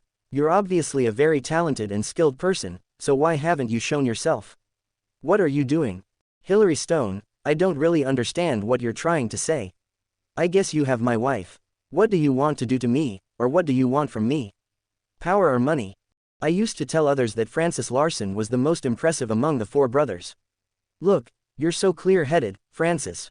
You know well that a person only ever does things for a few reasons: money, power, and influence. Why don't you make a guess? Which do I want, or do I want them all? Hillary Stone, I already found out about your family background a long time ago. It's true that our family let yours down years ago, and that's why I've never said anything no matter what you've done to the Larson family. Neither have I ever tried to get back at you for that. At that time, many of the other family members said that it would be easier to just kill you. That way, we'd put a stop to all those rumors. I was the one who saved you and let you off. I did that as atonement for my ancestors' sins. I'm begging you, don't hurt my wife. Return her safely, and you can have whatever you want. Really, you'll give me whatever I want. How about number 1 Pacific Heights? Sure, as long as you let my wife go. Francis Larson, do you think I'm a toddler? You might be smart, but you have no say in the family. Do you think that your words will mean anything after I let your wife go? Of course, my daughter is sitting right beside me. Why don't I make her give you her word? Don't try to play tricks on me. I'm not interested in things like that. Tell me what you want then. That's simply a life for a life. You have 3 choices. You, your daughter, or your son-in-law. I just need one of you to commit suicide, then, I'll let your wife go. Hillary Stone, you're inhumane. Can't you say something feasible? Don't you feel guilty saying something like that? Guilty? How interesting. You're the first person to talk about that with me. Do you think I still care about my conscience? I threw that out of the window the moment I got into an affair with your brothers. Don't you know me well enough? I'm a promiscuous woman who doesn't care about her dignity. I've slept with 3 men. 3. Did you really sleep with 3?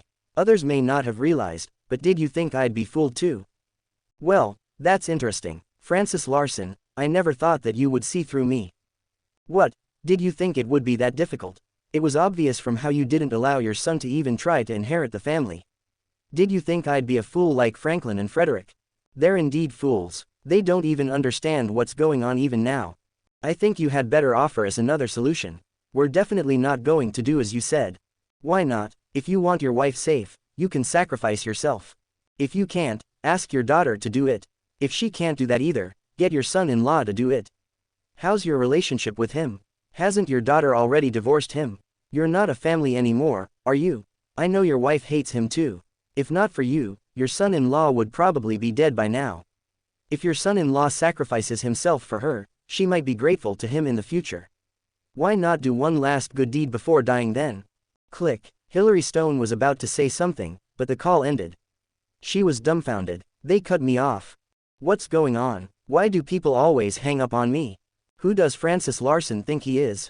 How dare he hang up on me? Doesn't he know the consequences of doing that? His wife will be done for. Dad, why did you hang up on her? Won't Mom be in danger? Don't bother about her. Let's go to the Larson family's residence. Can we really just ignore her? Will she really not kill Mom? Don't worry about it. She'll get more arrogant and cocky if we do as she says. Anyway, what can she do if we go against her? Yvette Larson couldn't help but feel that her dad was suave, yet she knew that he would definitely pay the price for it after his wife was released. He'll probably even be beaten up by Mom. Dad, have you thought it through? You'll lead a difficult life in the future if you do that. I know, but my life has never been easy. This decision is good for everyone, for you and Finn. We can't just live for ourselves. Do you know how much Finn has suffered? For some reason, Yvette Larson couldn't help but feel that her father was behaving differently today. He's not as useless as he usually is. He's never been domineering, but he seems like a new person today. It even seems like he was only putting on an act in the past. Dad, can I ask you a question? Go ahead. Finn had his own reasons to keep his identity a secret for the past 3 years, and even I knew nothing about it. Do you think some people would hide their identities for decades, even from their wife and children? Are you talking about me? That's right, you're acting strangely today. Don't tell me that you've been hiding your own identity too. Why? Well, there's no need to hide anything from you anymore. Do you know why your great-grandpa chose to let you marry Finn Taylor amongst all the other beautiful girls in the family? Do you really think it's because he liked you? I think that the other girls had sweeter tongues and would probably have gained more favor from him. It would make sense if Finn was a piece of trash, but he isn't. Your great-grandpa knew that too, and that's why he definitely would have chosen someone he liked very much, not you. Dad is right, so why was I chosen in the end? Have you thought about something else?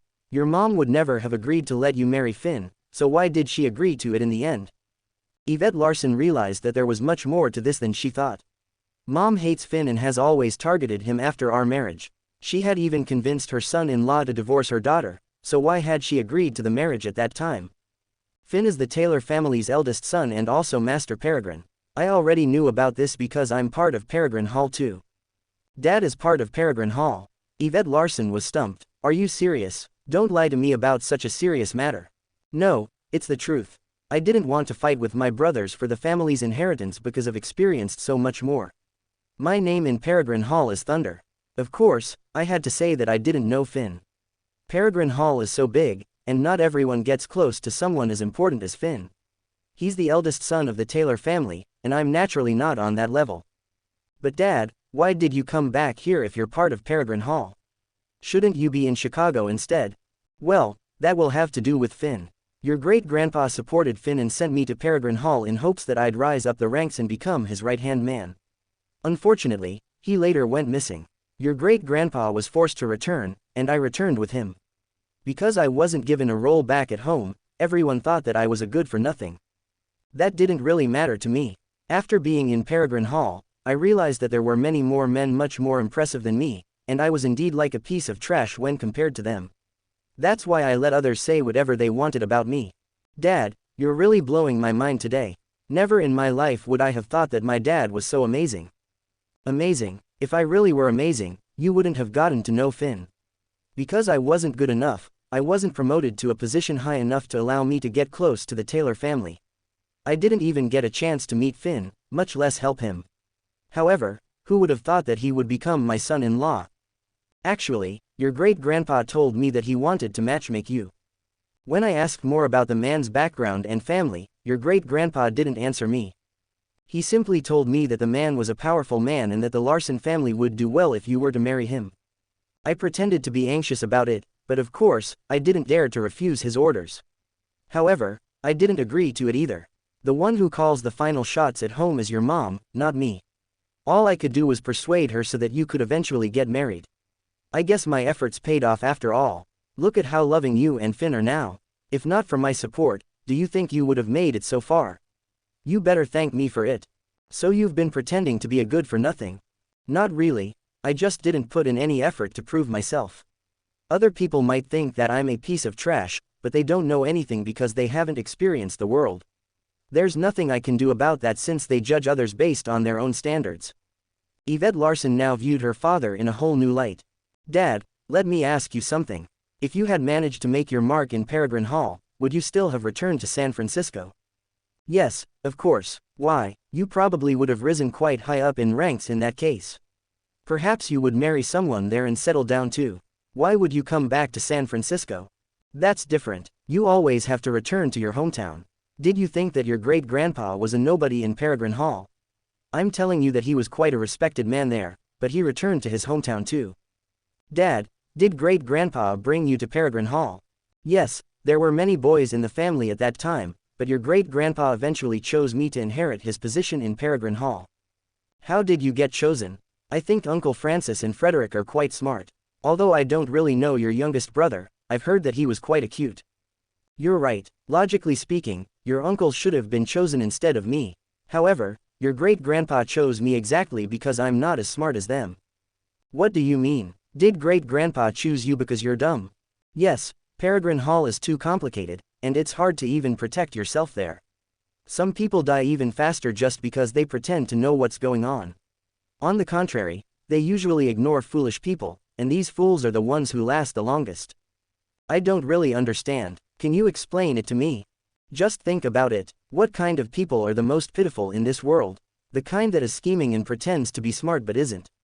If you're truly intelligent, you'll be able to see the moon and get there. But if you're a fool, you won't even be able to see the moonlight. However, the scariest is pretending to be smart. Even though you can see the light, you'll never be able to reach it. I get it now. Are you saying that my uncles aren't really that smart but have lofty ambitions? Yes, that's right. As the pair chatted, they quickly arrived at the Larson family's old residence. The fire had already been extinguished by then, and they were only there to tidy up the loose ends. Finn, Mom has been kidnapped. By whom? Melanie Taylor. Although Melanie Taylor was his enemy, he didn't think that she was capable of doing such a thing. She was too proud to do that. In fact, she didn't even think that he was worthy of being her opponent, much less someone around him, especially Linda James. If Melanie Taylor wanted to, she would have dealt with her when she visited last time. There was no need to wait until now.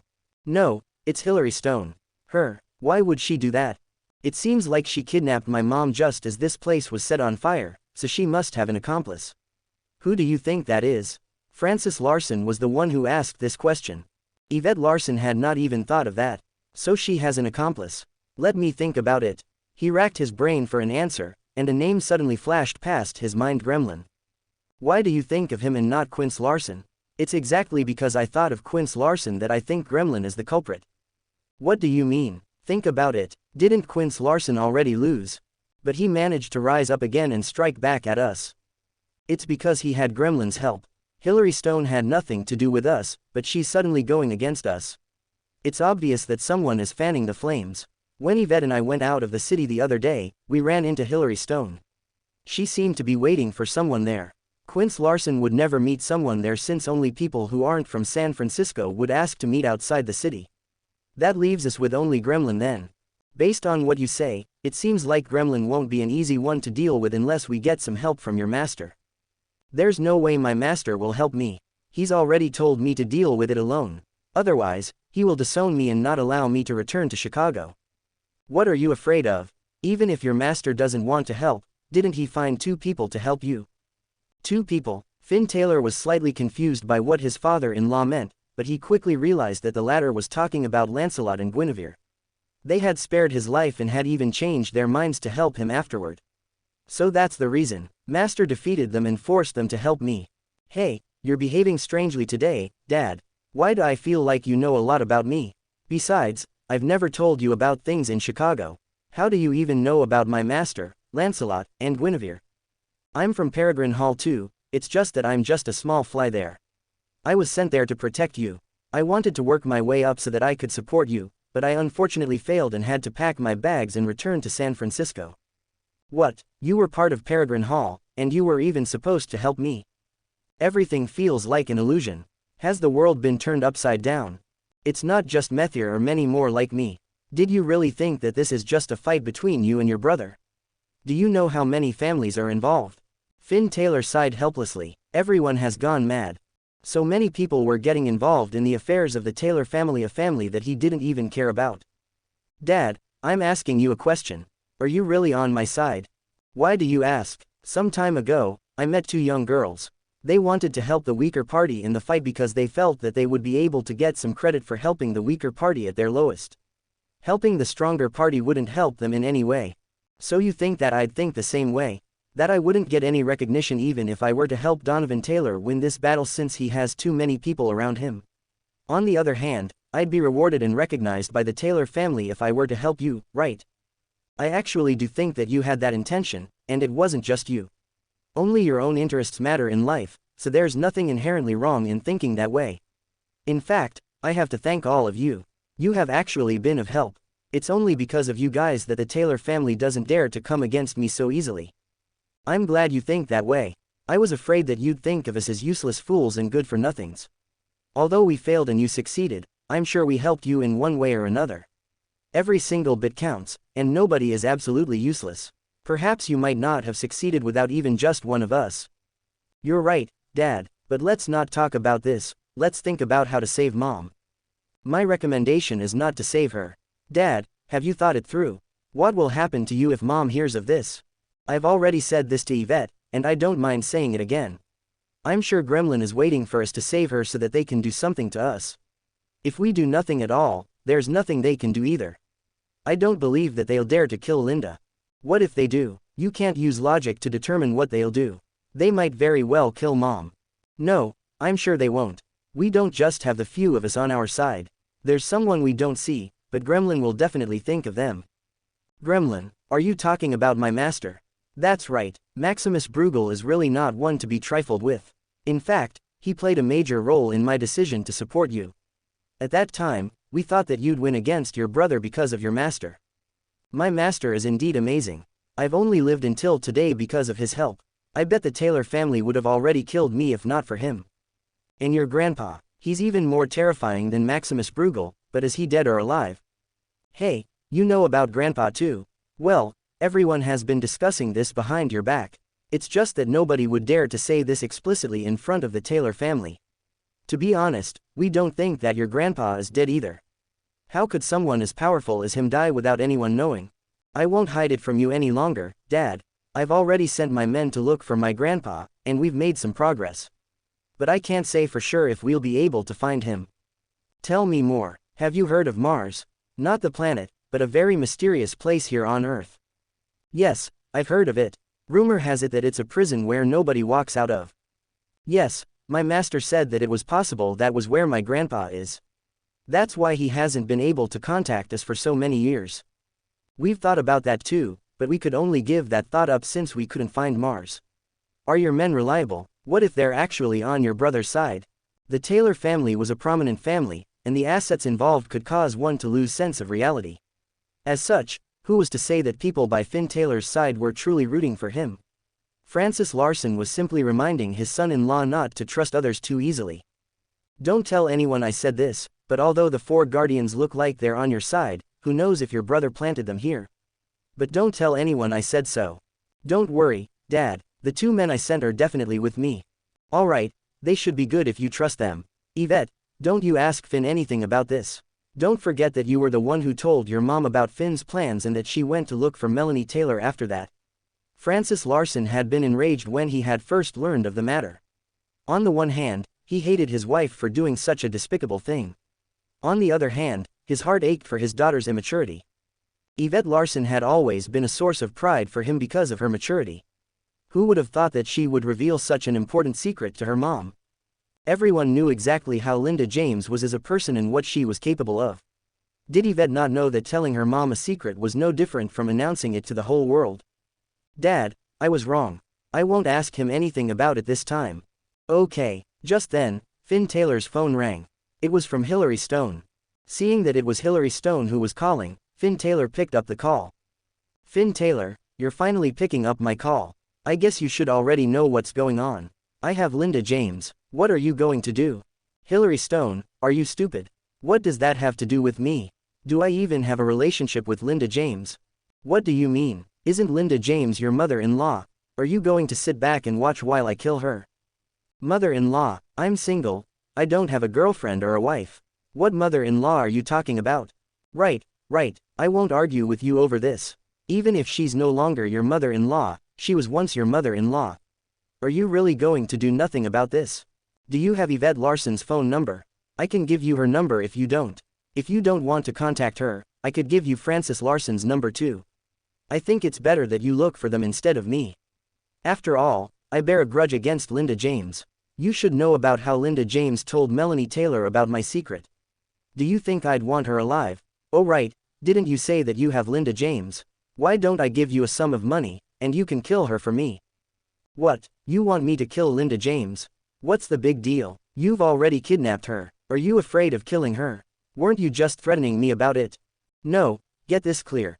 I'm the kidnapper, you're supposed to save her. Why are you trying to kill her? You're the confused one. If you want your hostage to be saved, you should be calling her family. Why did you call me? Finn Taylor, I'm asking you one last time, so don't try to play tricks on me. Are you going to pay me or not? I'll let her go if you do. Otherwise, I'm going to hold her hostage. The man on the other end of the call simply ended it without saying a word. Hillary Stone was about to say something when she heard the beeps from her phone. He hung up too. Frances Larson hung up on me, and now, Finn Taylor hung up too. And it's because they both don't want to save her. They want Linda James dead. In fact, Hillary Stone had done the second call on speaker mode. Hence, Linda James had heard the entire conversation. The former ripped the duct tape off Linda James's mouth. Linda, did you hear that? I called your husband and asked him to save you, but he hung up on me. You refused to believe me, but look, you're familiar with Finn Taylor, right? He hung up on me too, and he even told me that he'd pay me to kill you. Finn Taylor, you bast. I was really blind. How could I have married my daughter to you? Linda James was fuming because of what she had heard. Single quote. I was really blind. Why did I agree to let Yvette marry such a bast? I'm still his mother-in-law. Even if they're divorced, I'm still his ex-wife's mother. All he has to do is pay to get me out of here. Why did he refuse? I'd understand if he's poor and unemployed, but he's the eldest son of the Taylor family. He's loaded, yet he doesn't want to save me. No, if I ever get out of here, I'm definitely going to beat him to death. Not just Finn, but Frances as well. How could he choose not to save me? I'm his wife. Hillary Stone turned to Gremlin. What are we supposed to do now? Kill her. They both don't want anything to do with her. I can't possibly call her daughter. Are you stupid? Do you really think her daughter wasn't beside them just now? What do we do then? Do we really kill her? Kill her? I wish. I'll be in deep trouble if I kill her. They're really scheming. They know that I wouldn't dare to do that. Why, do they have a secret of yours? Gremlin was definitely not going to let Hillary Stone in on his secret that Finn Taylor would be angered if he were to kill this woman. Then, the latter would spare no effort in hunting him down. Eventually, he would even have to face off with Maximus Bruegel. No, but you don't have to know anything. However, I have a good idea now. I want to see what Linda James will do to those two men if I were to let her out. Hillary Stone burst into laughter. Given Linda James's personality, she'll surely kick up a huge fuss over how the two men refused to save her. Linda James, why don't we release you now? Yes, hurry up, I want to kill them both. All right then, if you manage to kill Finn Taylor, I'll give you $150,000. Of course, you won't get anything if you fail. The sky-high offer caused Linda James's eyes to light up. Although she was leading a comfortable life in No. 1 Pacific Heights, she didn't have any money of her own. Her daughter was the one who controlled the family's finances. She could ask her daughter for money, but the latter would always ask for a reason and ask how the money was going to be spent. Her daughter would be alright giving her a few $100s for her to go out with her friends, but definitely not thousands. As such, $150,000 was almost unheard of to Linda James. How will you give me the money if I really kill him? Don't worry, we know each other, so I'll record it down for you. Hillary Stone acted as the middleman. Alright, I'll trust you for the last time, Hillary. Just you wait, he'll kill Finn Taylor. By the time Finn Taylor arrived home with his wife and father-in-law, Linda James had already arrived. You're back, are you feeling alright? Concerned, Frances Larson rushed up. Frances Larson, you bast. How dare you ask me if I'm doing fine? What if I'm not? Oh, your voice is still as loud as usual. I guess you're perfectly fine. Fine, I was kidnapped. They asked you to pay a ransom, but you hung up. Do you think I'm doing fine? So you're not. What's wrong? Are you feeling unwell? Let's go to the hospital now. Hospital? Yes, but not for me. You need to see a doctor. Do you know why? Because I'm going to smash your bones and paralyze you so that you'll be bedridden for the rest of your life. Linda James, I only said that because I knew that Hillary Stone would release you if I said so. Otherwise, she'd ask for more and more, and I wouldn't be able to afford it. What sound logic? If you ever get kidnapped, I'll do the same. I'll tell them I have no money and hang up on them. What about that? Sure, why not? As long as I get home safe and sound, I don't care what you do. You should be more rational. It doesn't matter what kind of method we use as long as we eventually get to where we should be. See, you succeeded, and you're home safe and sound. Safe and sound. Well, let me tell you that they only let me out because I promised to kill you. Otherwise, they'll kidnap me again. Alright, kill me then. I'm willing to die as long as you can live. Frances Larson, don't try to fool me with your words. Do you think I'd be moved? Don't you already understand me by now? I won't be moved by your words. No, I'm not trying to move you. I really do want to die. Come on, kill me. But before that, you better think about something. What is it? It's simple. If I die, do you really think that they won't come for you again? Don't you know why they're after you? Is it really because of me? If it's not, it's obvious that they'll still come after you. Without me, there would be nobody to protect you. Then, do you think they'll still let you out, or will they simply kill you? Think about it. Are you threatening me? No, I'm just analyzing the situation for you. You can do as you please. No, you're obviously threatening me. You're telling me that I'll die if I kill you. Yvette, bring a knife over for your mom. I'll let her kill me since she so desperately wants to. Yvette Larson didn't do so, but Finn Taylor strolled over and slammed the knife down in front of his mother-in-law. If I'm not wrong, they didn't just ask you to kill Dad. They probably asked you to kill me as well. Come on, we can both die. It's true that we hung up and chose not to save you. We feel extremely guilty for not being able to protect you. Since you're still so angry over that, you can just kill us. Finn Taylor's words threw the woman into an even greater rage. I can't possibly kill him. How can I kill him when he's so strong and powerful? I'll only be able to kill him if I catch him off guard. From what he's saying, he already expected me to kill him. There's no way I'll succeed then. Fine, you guys are really vicious. I won't kill you too. You mean you can't kill us? What? I really hate that I can't kill you. If I was capable enough, I would have killed you both. It's more important for our family to live together in harmony. Why do you keep talking about killing each other? Hurry up and tell me whether there was a man named Gremlin beside Hillary Stone. How am I supposed to know if I heard that name? I guess it must be so then. We were right, Gremlin is taking action now. Finn, what shall we do? Shall we ask your master for help? I think this is out of our league.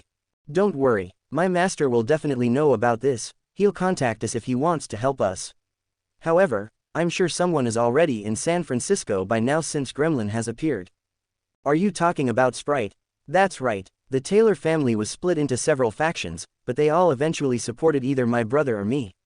Gremlin is helping my brother, so it's only natural that Sprite is on my side. I believe that he's already here. Just as Finn Taylor was saying so, they heard a knock on the door. The group turned to see an old man in a white robe standing there. Long time no see, Finn Taylor. Sprite, although Finn Taylor knew of the man's existence, he had never met the latter. Because he had been abandoned by the Taylor family, Sprite had never once appeared before him. Yes, I'm Sprite, I'm the one the Taylor family had trained to support you. Nice to meet you. Are you here to go against Gremlin? Yes, he's scum, we should really deal with him. Scum, I'm sure he's done much worse than this. Why didn't you show up before then? Are you only acting now because I'm useful to you now? Have you also been waiting in the dark to see if I'd succeed or fail? That was indeed what Sprite had intended on doing. Although he had been assigned to help Finn Taylor, he had never thought well of the young man. Although Finn Taylor might be the eldest son of the Taylor family, he can't match up to his younger brother. Why? Because he has been abandoned by his own family. Nobody in the family even supports him. Besides, they've always treated him as a jinx.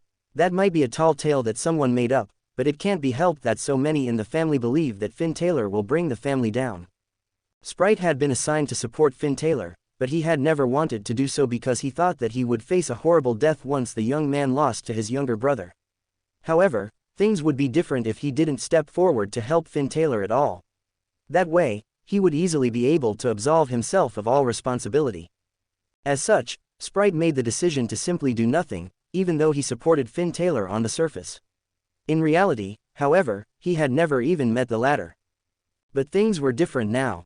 Finn Taylor had unexpectedly succeeded and took over control of Chicago's Taylor family. Naturally, Sprite wanted to make use of the younger man's fight against Gremlin to get on his good side. But of course, Finn Taylor was no fool. It took him no time at all to realize that Sprite wasn't loyal to him. Finn Taylor had one principle: to never doubt someone he used and to never use someone he doubted.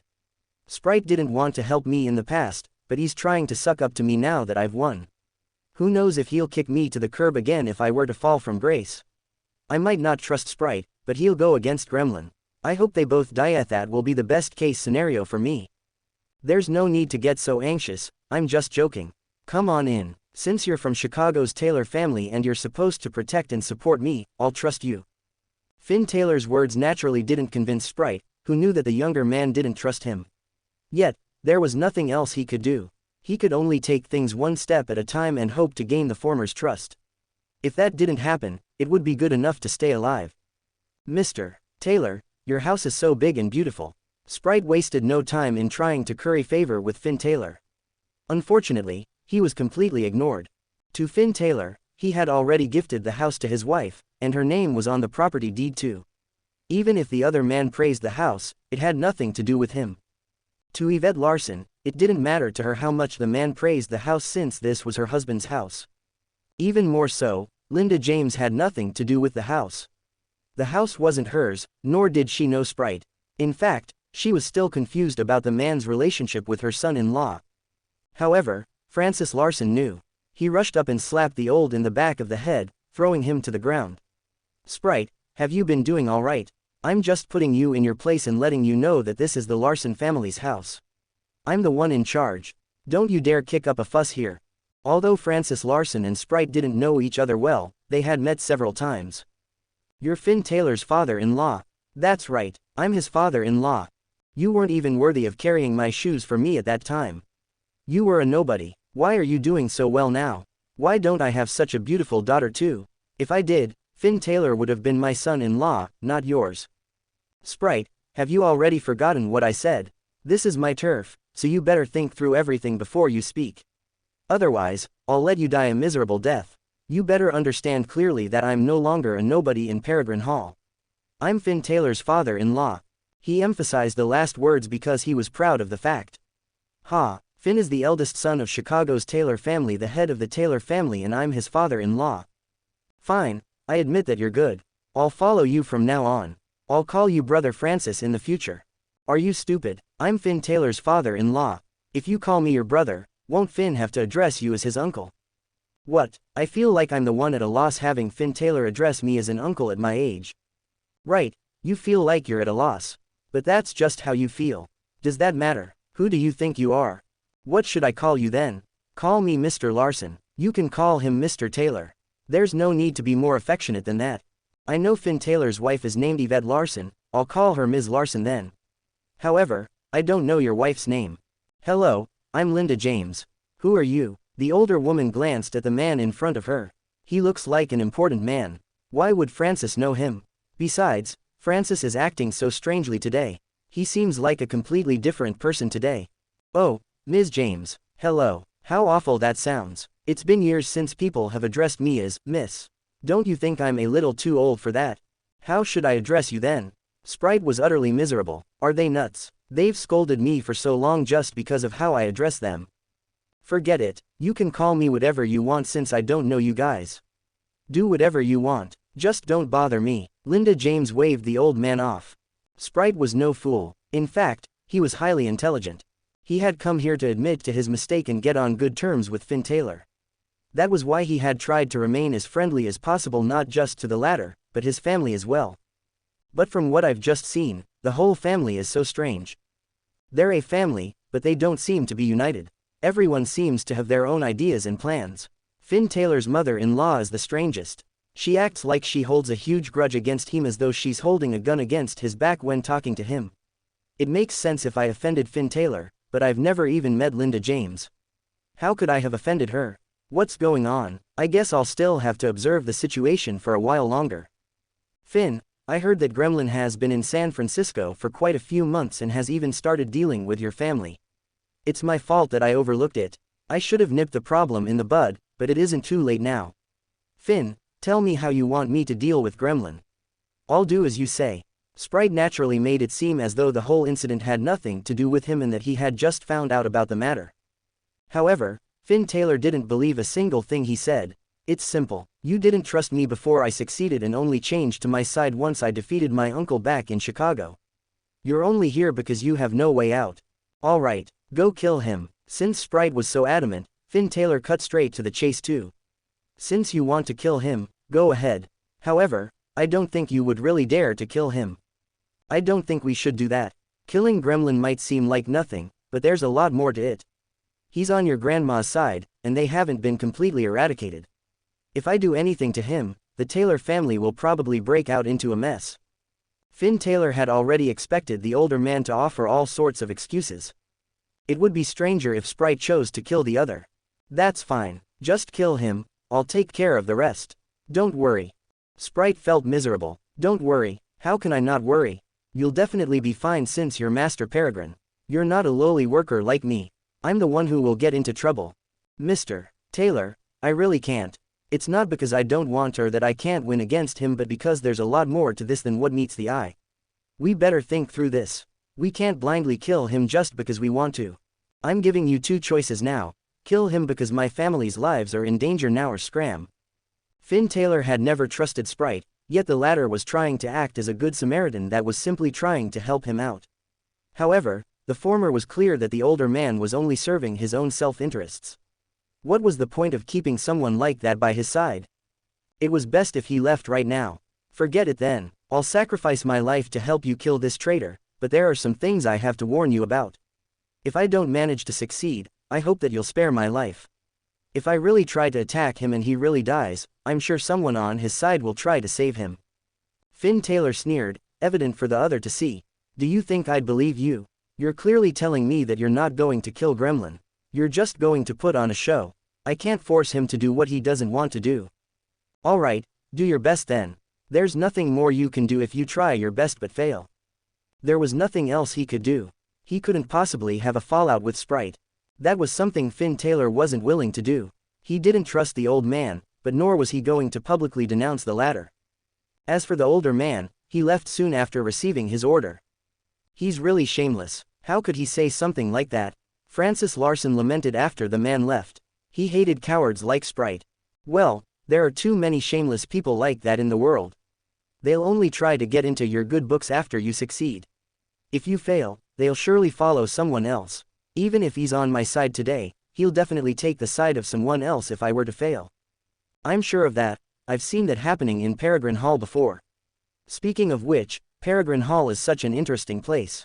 It's just an organization, but you can find the most vicious and ugly side of society there. That's why it's no wonder that you didn't manage to last there. It's because you still have a conscience.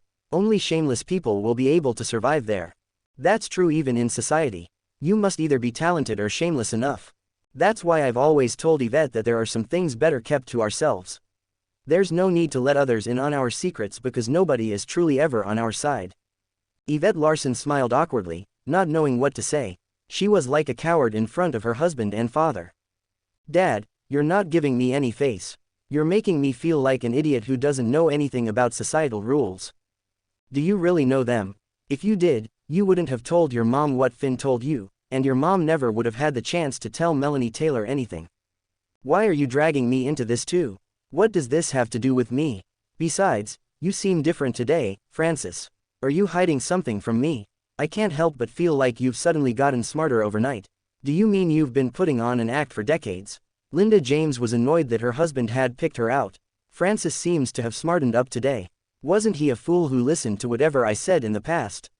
Why does he feel like a stranger today? Mom, Dad is actually. Before Yvette Larson could finish her sentence, her father cut in. What could I be keeping from you? I've been living with you for more than 20 years, and I've never left you. You've always been by my side no matter where I go. Francis Larson was absolutely right. Where Linda James, he was too. There was nothing he could possibly hide from her. However, Linda James didn't understand why her husband would do that. Every man has their own secrets. Which man would choose to stay by his wife's side all day long? Shouldn't men try to make their marks? Even though everyone called Finn Taylor a piece of trash, he always headed out. He never spent his whole day with Yvette, but Francis was different. For 20 whole years, he's always followed me around. The reason was simple. Francis Larson was simply worried for his wife's safety. After all, he had been chased out of Peregrine Hall. He had offended countless powerful men in the organization, and these men were capable of killing without blinking an eye. Linda James would surely die as long as they wanted her dead, and that was why Francis Larson had chosen to stay close to her at all times so as to protect her. You're right, you've always been by my side for the past 20 years. I wouldn't believe you if you say that you have an affair, nor will I believe that you're hiding something from me. Francis Larson, do you know how many people have called you a good-for-nothing? People have always said that I was blind to have married you, and they even persuaded me to divorce you. I'm sure you know that I hate Finn Taylor because he's a piece of trash and that I've been convincing Yvette to get a divorce. However, I've never mentioned that word to you. Do you know why? It's because you've always stuck by my side, so I have absolutely no doubts about you. That's the only thing you've ever done for me.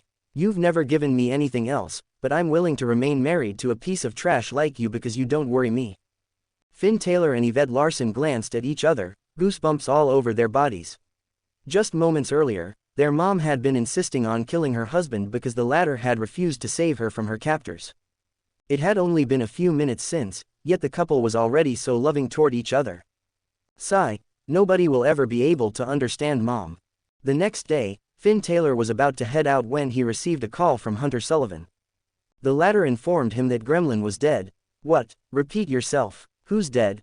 Gremlin, the one who kidnapped your mother-in-law. He's dead. Who killed him? Sprite. Finn Taylor was confused. Although Sprite agreed to kill Gremlin yesterday, I could obviously tell that he wasn't actually planning on doing it. Gremlin couldn't have died in Sprite's hands, but the former is dead. Did Sprite's conscience really gnaw at him? Was that why he went to kill Gremlin? That's not possible. I don't think so. From what I've seen, Sprite hasn't done anything up until now. Gremlin passed away so suddenly. I'm rushing over now. I heard rumors that he was poisoned. Poisoned? What did he eat or do? Why would he suddenly be poisoned to death? Someone who takes their life seriously would never be poisoned so easily, unless it's done by someone they trust. After hanging up the call, Finn Taylor made a call to Logan Yates, instructing the latter to take Hillary Stone captive. The only thing Finn Taylor knew was that Gremlin had contacted Hillary Stone just a day before he died. If he wanted to find any clues, Hillary Stone was his best bet. Logan Yates set out to work immediately after receiving his boss's order. At that moment, Francis Larson walked over. What's going on? Did something happen? Seeing his son-in-law's expression, Francis Larson could tell that something was brewing. Gremlin died all of a sudden. They say he was poisoned. Finn Taylor didn't hide anything from his father-in-law.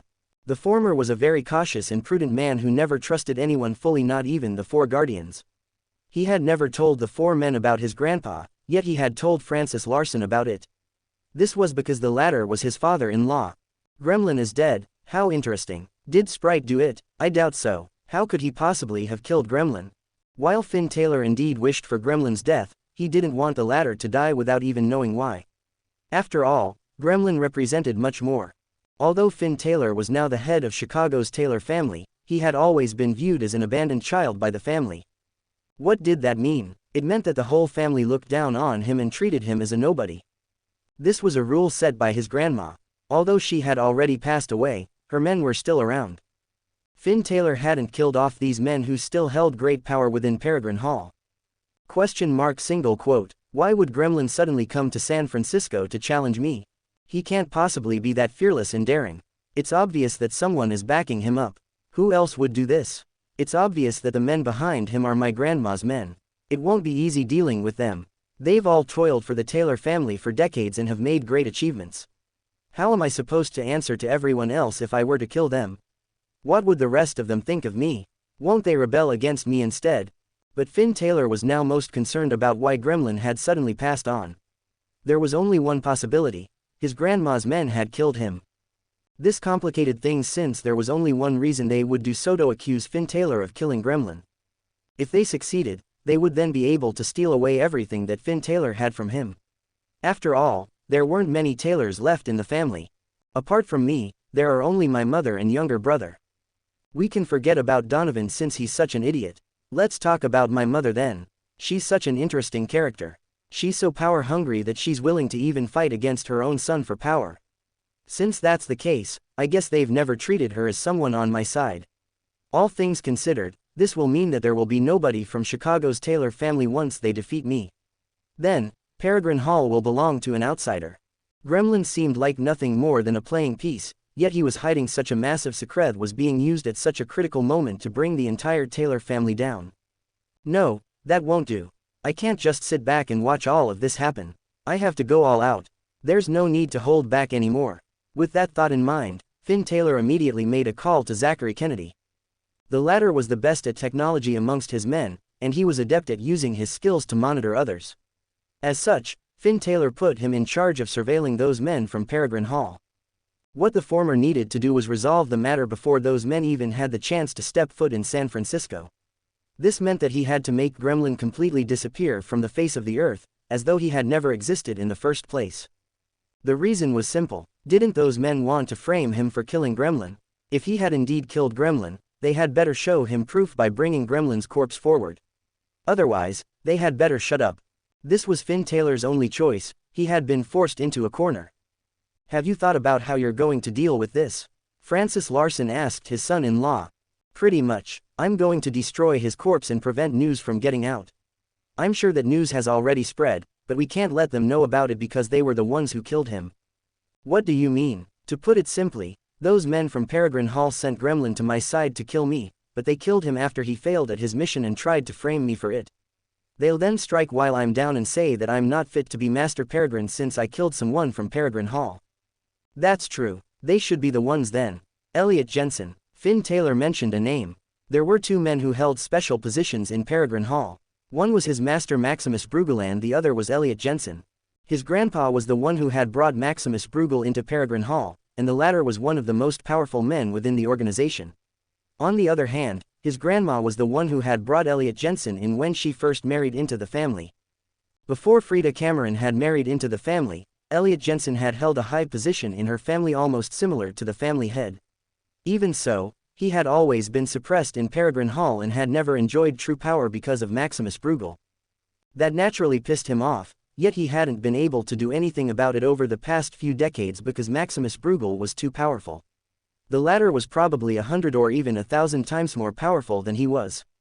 However, there was no turning back now. Since he had already made the first move, Finn Taylor had to fight back by destroying all evidence. Since you're so determined, you should just do it. Francis Larson had no intention of stopping his son-in-law. He understood that they were now in the same boat. If anything happened to either of them, both of them would fall. Since the latter thought long and hard before coming up with his plan, what Francis Larson had to do was support him. We'll leave our family to you. Don't leave the house and protect the two of them well. Don't worry, leave this to me and do what you have to. Francis Larson was different after all. He had been part of Peregrine Hall too, even though he had been forced to leave after a series of failures. However, he was still familiar with fights like this as compared to an average person. As such, he readily agreed to his son-in-law's request. Oh right, don't tell Yvette about this since it's so complicated. Don't worry, leave the family to me. You can do whatever you need to, I'll take care of them. Having been reassured by Francis Larson, Finn Taylor left for the abandoned warehouse where Gremlin had been killed. Why did Gremlin get killed here? Shouldn't he have met the person at a hotel or restaurant? Why would he meet that person here? Besides, there isn't anything to eat here. What could he have eaten to be poisoned? By the time Finn Taylor arrived, Hunter Sullivan had already been there for a while. After inspecting the place meticulously, the latter realized that this was merely an ordinary abandoned warehouse. It had been abandoned for nearly 5 to 6 years, and based on the footsteps made in the dust, 2 people must have visited the warehouse. This meant that Gremlin probably died in the hands of that person. Look at the footprints, they're from high heels. Do you think it was a woman or a man pretending to be a woman? It was obvious that Gremlin would be found, and so would the footprints since it had been years since anyone else had been there. This could only mean that the culprit had deliberately left those footprints. Could this be a trick? Was it really a woman, or could a man have killed Gremlin and put on high heels to fool us into thinking that he's a woman? That's hard to say. From the footprints alone, it was probably a woman, but they might also be trying to fool us. However, there's something I haven't been able to wrap my head around. I'm sure you've already guessed that it's someone on my grandma's side in Peregrine Hall who did this. I'm sure they would want to frame me for killing Gremlin, so why would they leave behind a woman's footprints? I'm not a woman. Could there be more to this? Maybe they're trying to frame someone else. Someone else? It must be someone around me then. Do you mean those men are actually after Yvette? We can't rule out that possibility. Just then, Logan Yates arrived with Hillary Stone. When the latter spotted the corpse on the ground, she let out a surprised yelp. Finn Taylor had been observing the woman from the moment she walked in. Her expression came as no surprise to the former since he could tell that she was indeed shocked by the man's death. Don't kill me, Finn Taylor. Gremlin was the one who instigated me. I don't want to die with him. We're family, right? I won't go against your family anymore. Please don't kill me. Up until now, Hillary Stone still had no idea who had killed Gremlin and instinctively thought that Finn Taylor was the culprit. After all, Gremlin had kidnapped the latter's mother-in-law. Hillary Stone had been an accomplice too. Is he going to kill me too? Remove your shoes. Although Hillary Stone was confused by that order, she dared not disobey the man. Hunter Sullivan strode over and snatched her shoes away to compare them with the footprints on the ground. Eventually, he shook his head. Finn Taylor had asked the woman to remove her shoes because he wanted to know if they matched those on the ground. But now that they weren't similar, it could only mean that Hillary Stone hadn't been to the warehouse before this. Don't worry, we won't kill you. We didn't kill Gremlin either, we just found out about his death. Do you see the footprints on the ground? They're from a pair of high heels. That means it was a woman who killed him. Hillary Stone was terrified, and she nodded frantically. It wasn't me. I didn't kill him. Don't try to frame me for this. Someone is setting me up. Setting you up? Who would do that? Hillary Stone wanted to reply that they were the ones who held a grudge against her, yet there was no way she'd say so unless she had a death wish. I don't know, but I definitely didn't kill him. Think about Ithy's Gremlin. Do you know how powerful he is? There's no way I could have taken him down. Don't worry. He wasn't beaten to death but poisoned. He ate something and died, so you're not out of my suspect list. You were the last one he saw, and he died in the hands of a woman. You two must have eaten together, right? It's entirely possible that you killed him. No, that's impossible. Why would I want to poison him? There's no conflict between us. Everyone knows that you guys have met and schemed to do something together. Maybe he deviated from your plan and you wanted to get back at him for that, so you poisoned him. Who knows? No, there was nothing of that sort. Besides, I didn't kill him. Do you want to live or die? Finn Taylor suddenly asked a strange question. Of course, I want to live. Please don't kill me. All right then, do as I say from now on, or else I'll take it that you killed Gremlin. Fine, I promise that I'll listen to you from now on. For the sake of her life, Hillary Stone agreed to Finn Taylor's request. She would do as the latter said. The man chuckled and pretended to believe her on the surface, but he was clear that someone like Hillary Stone would never pledge loyalty to anyone. She was a traitor through and through. Everyone knew how her own husband had died. Speaking of which, Finn Taylor couldn't hold in his curiosity. Hillary Stone, since you've said that you'll do as I say, you better answer me truthfully. Otherwise, I won't trust you. Remember that I'm only giving you one chance. All right, ask me whatever you want to know. I'll tell you as much as I know. It's simple. Why do you hold a grudge against the Larson family? The Larson family? You can pretend to be stupid if you really want to die. I already know what you've done. I just want to see if you'll tell me the truth. If you dare to lie to me, you can wait to die. Fine, I'll tell you everything. It's nothing much, really. We were all starving at that time and had to beg on the streets for food. Our family still had some rations that would tide us over for some time. Even though it wouldn't have saved us all, it was better than nothing. The Larson family that everyone thinks so highly of is nothing more than scum. They took advantage of the fact that they had more people than us and stole from us. Eventually, my family was killed, and I was one of only 2 or 3 survivors. Of course, even those 2 others eventually starved to death. I was the only one from my family who survived. Do you know how much I hate the Larson family? It was from then that I swore to myself that I would definitely take revenge against the Larson family and kill all of them. So, what was your plan? Why don't you tell me what you've done thus far? Don't you already know what I've done? Do you really need me to explicitly say it? I don't know. I want you to tell me about it. I chose to trust you. I'll feel like you're hiding something from me if you refuse to tell me about it. Nonsense. I've nothing to hide. Actually, I didn't do much. You know that I married the youngest son of the Larson family too. Then, I deliberately seduced my husband's 2nd and 3rd brothers and let my husband realize that I was having affairs with them. That turned the brothers against each other, and my husband's 2 brothers eventually killed him. Are you saying that your husband was killed by his brothers and that you have nothing to do with it? I know I have no evidence, but you can choose to believe me if you want. It's true that I wasn't involved in his death. Of course, you don't have any evidence even if you don't believe me. Fine, I believe you. Go on. I initially wanted to kill Francis Larson's family too, but I realized that he was an intelligent man. I don't know if you've realized, but he's way scarier than one would imagine. He's really the most impressive amongst the 4 sons of the family. Finn Taylor's curiosity was piqued. I used to look down on Hillary Stone, but there's much more than what meets the eye. To be honest, I only recently realized that Francis Larson is so impressive. He's kept it hidden from me for the past 3 years, but Hillary Stone knew this from the start. How did you know that from the very beginning? Go only want to know more. Alright, I'll continue. Ever since I realized that Francis Larson was actually talented, I came up with a plan to form an alliance with his 2 younger brothers to fight against him. I thought that we would definitely be able to win since it was 3 families against 1, but reality proved me wrong. Francis Larson was much more impressive than I had ever imagined, and we weren't his match at all.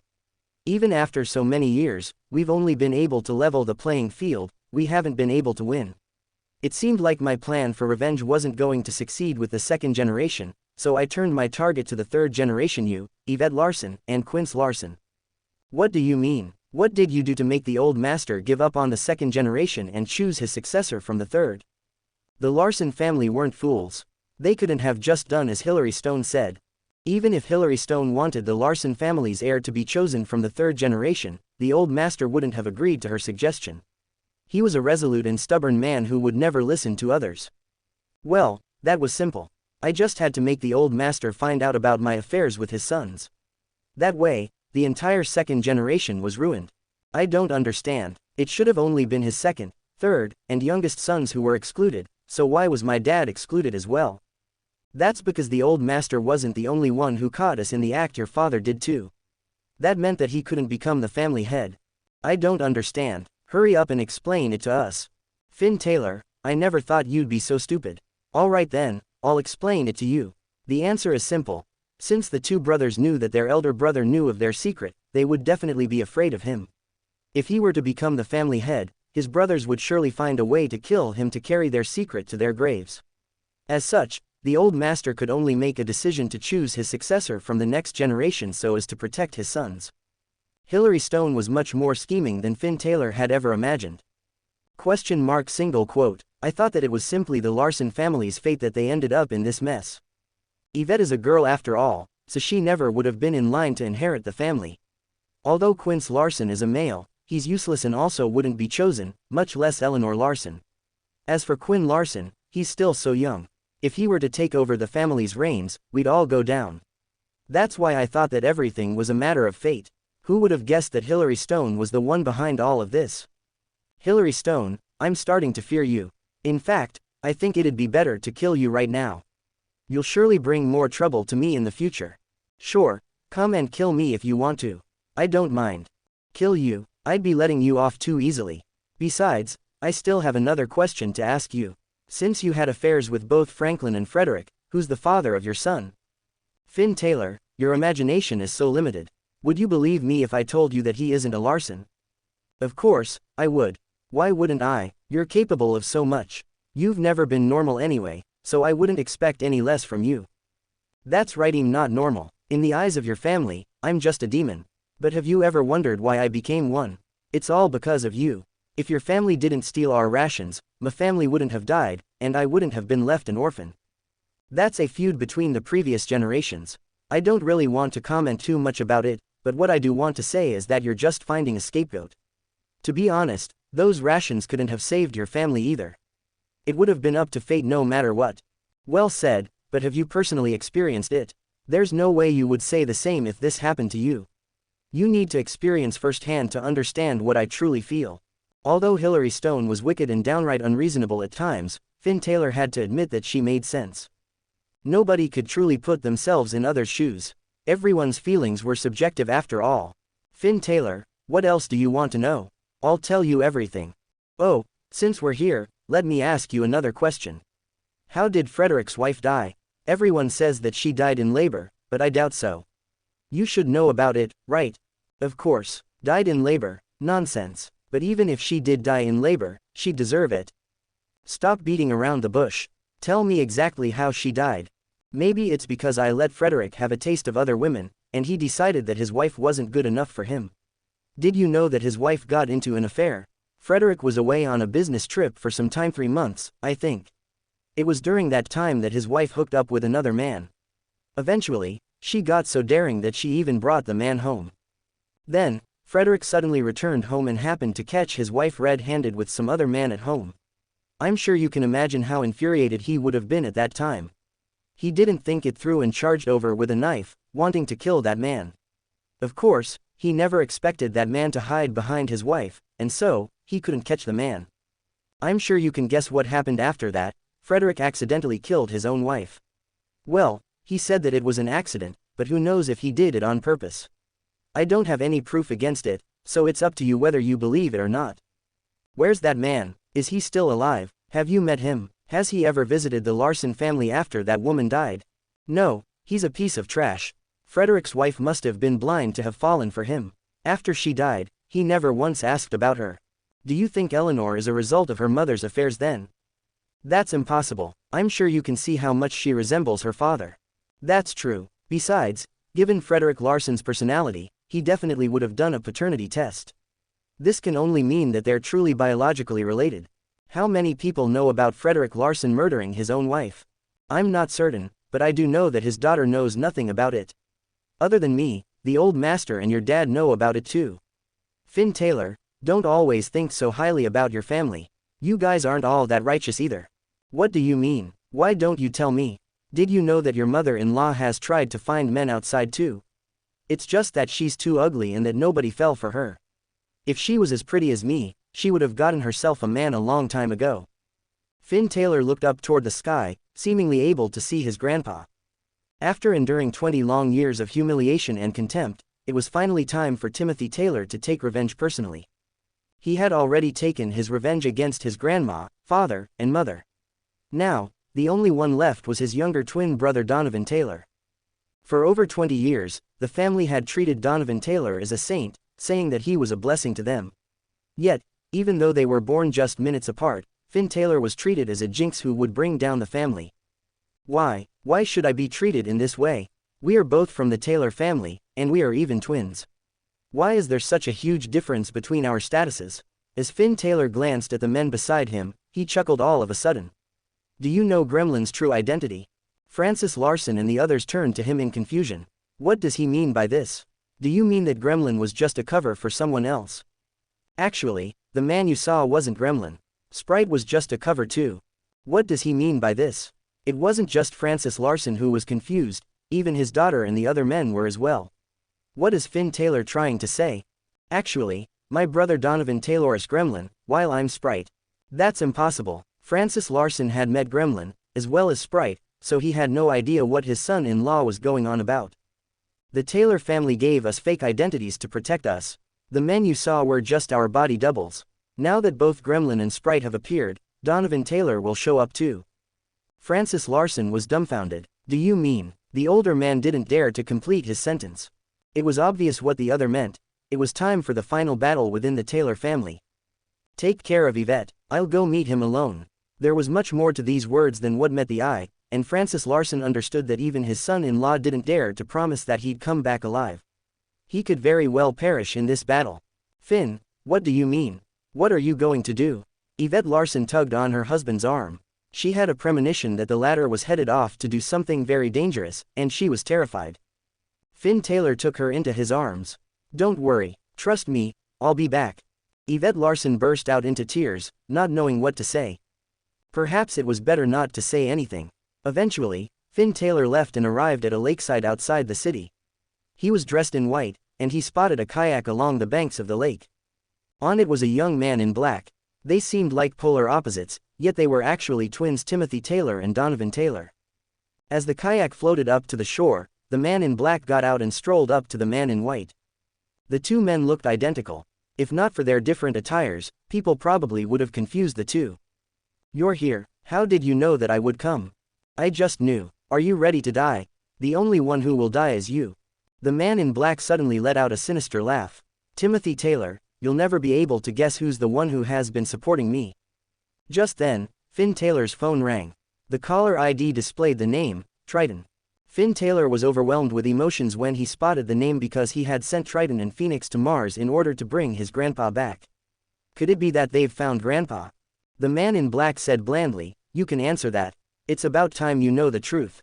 The truth? What is Donovan talking about? Triton, have you found Grandpa? Finn Taylor excitedly picked up the call and asked.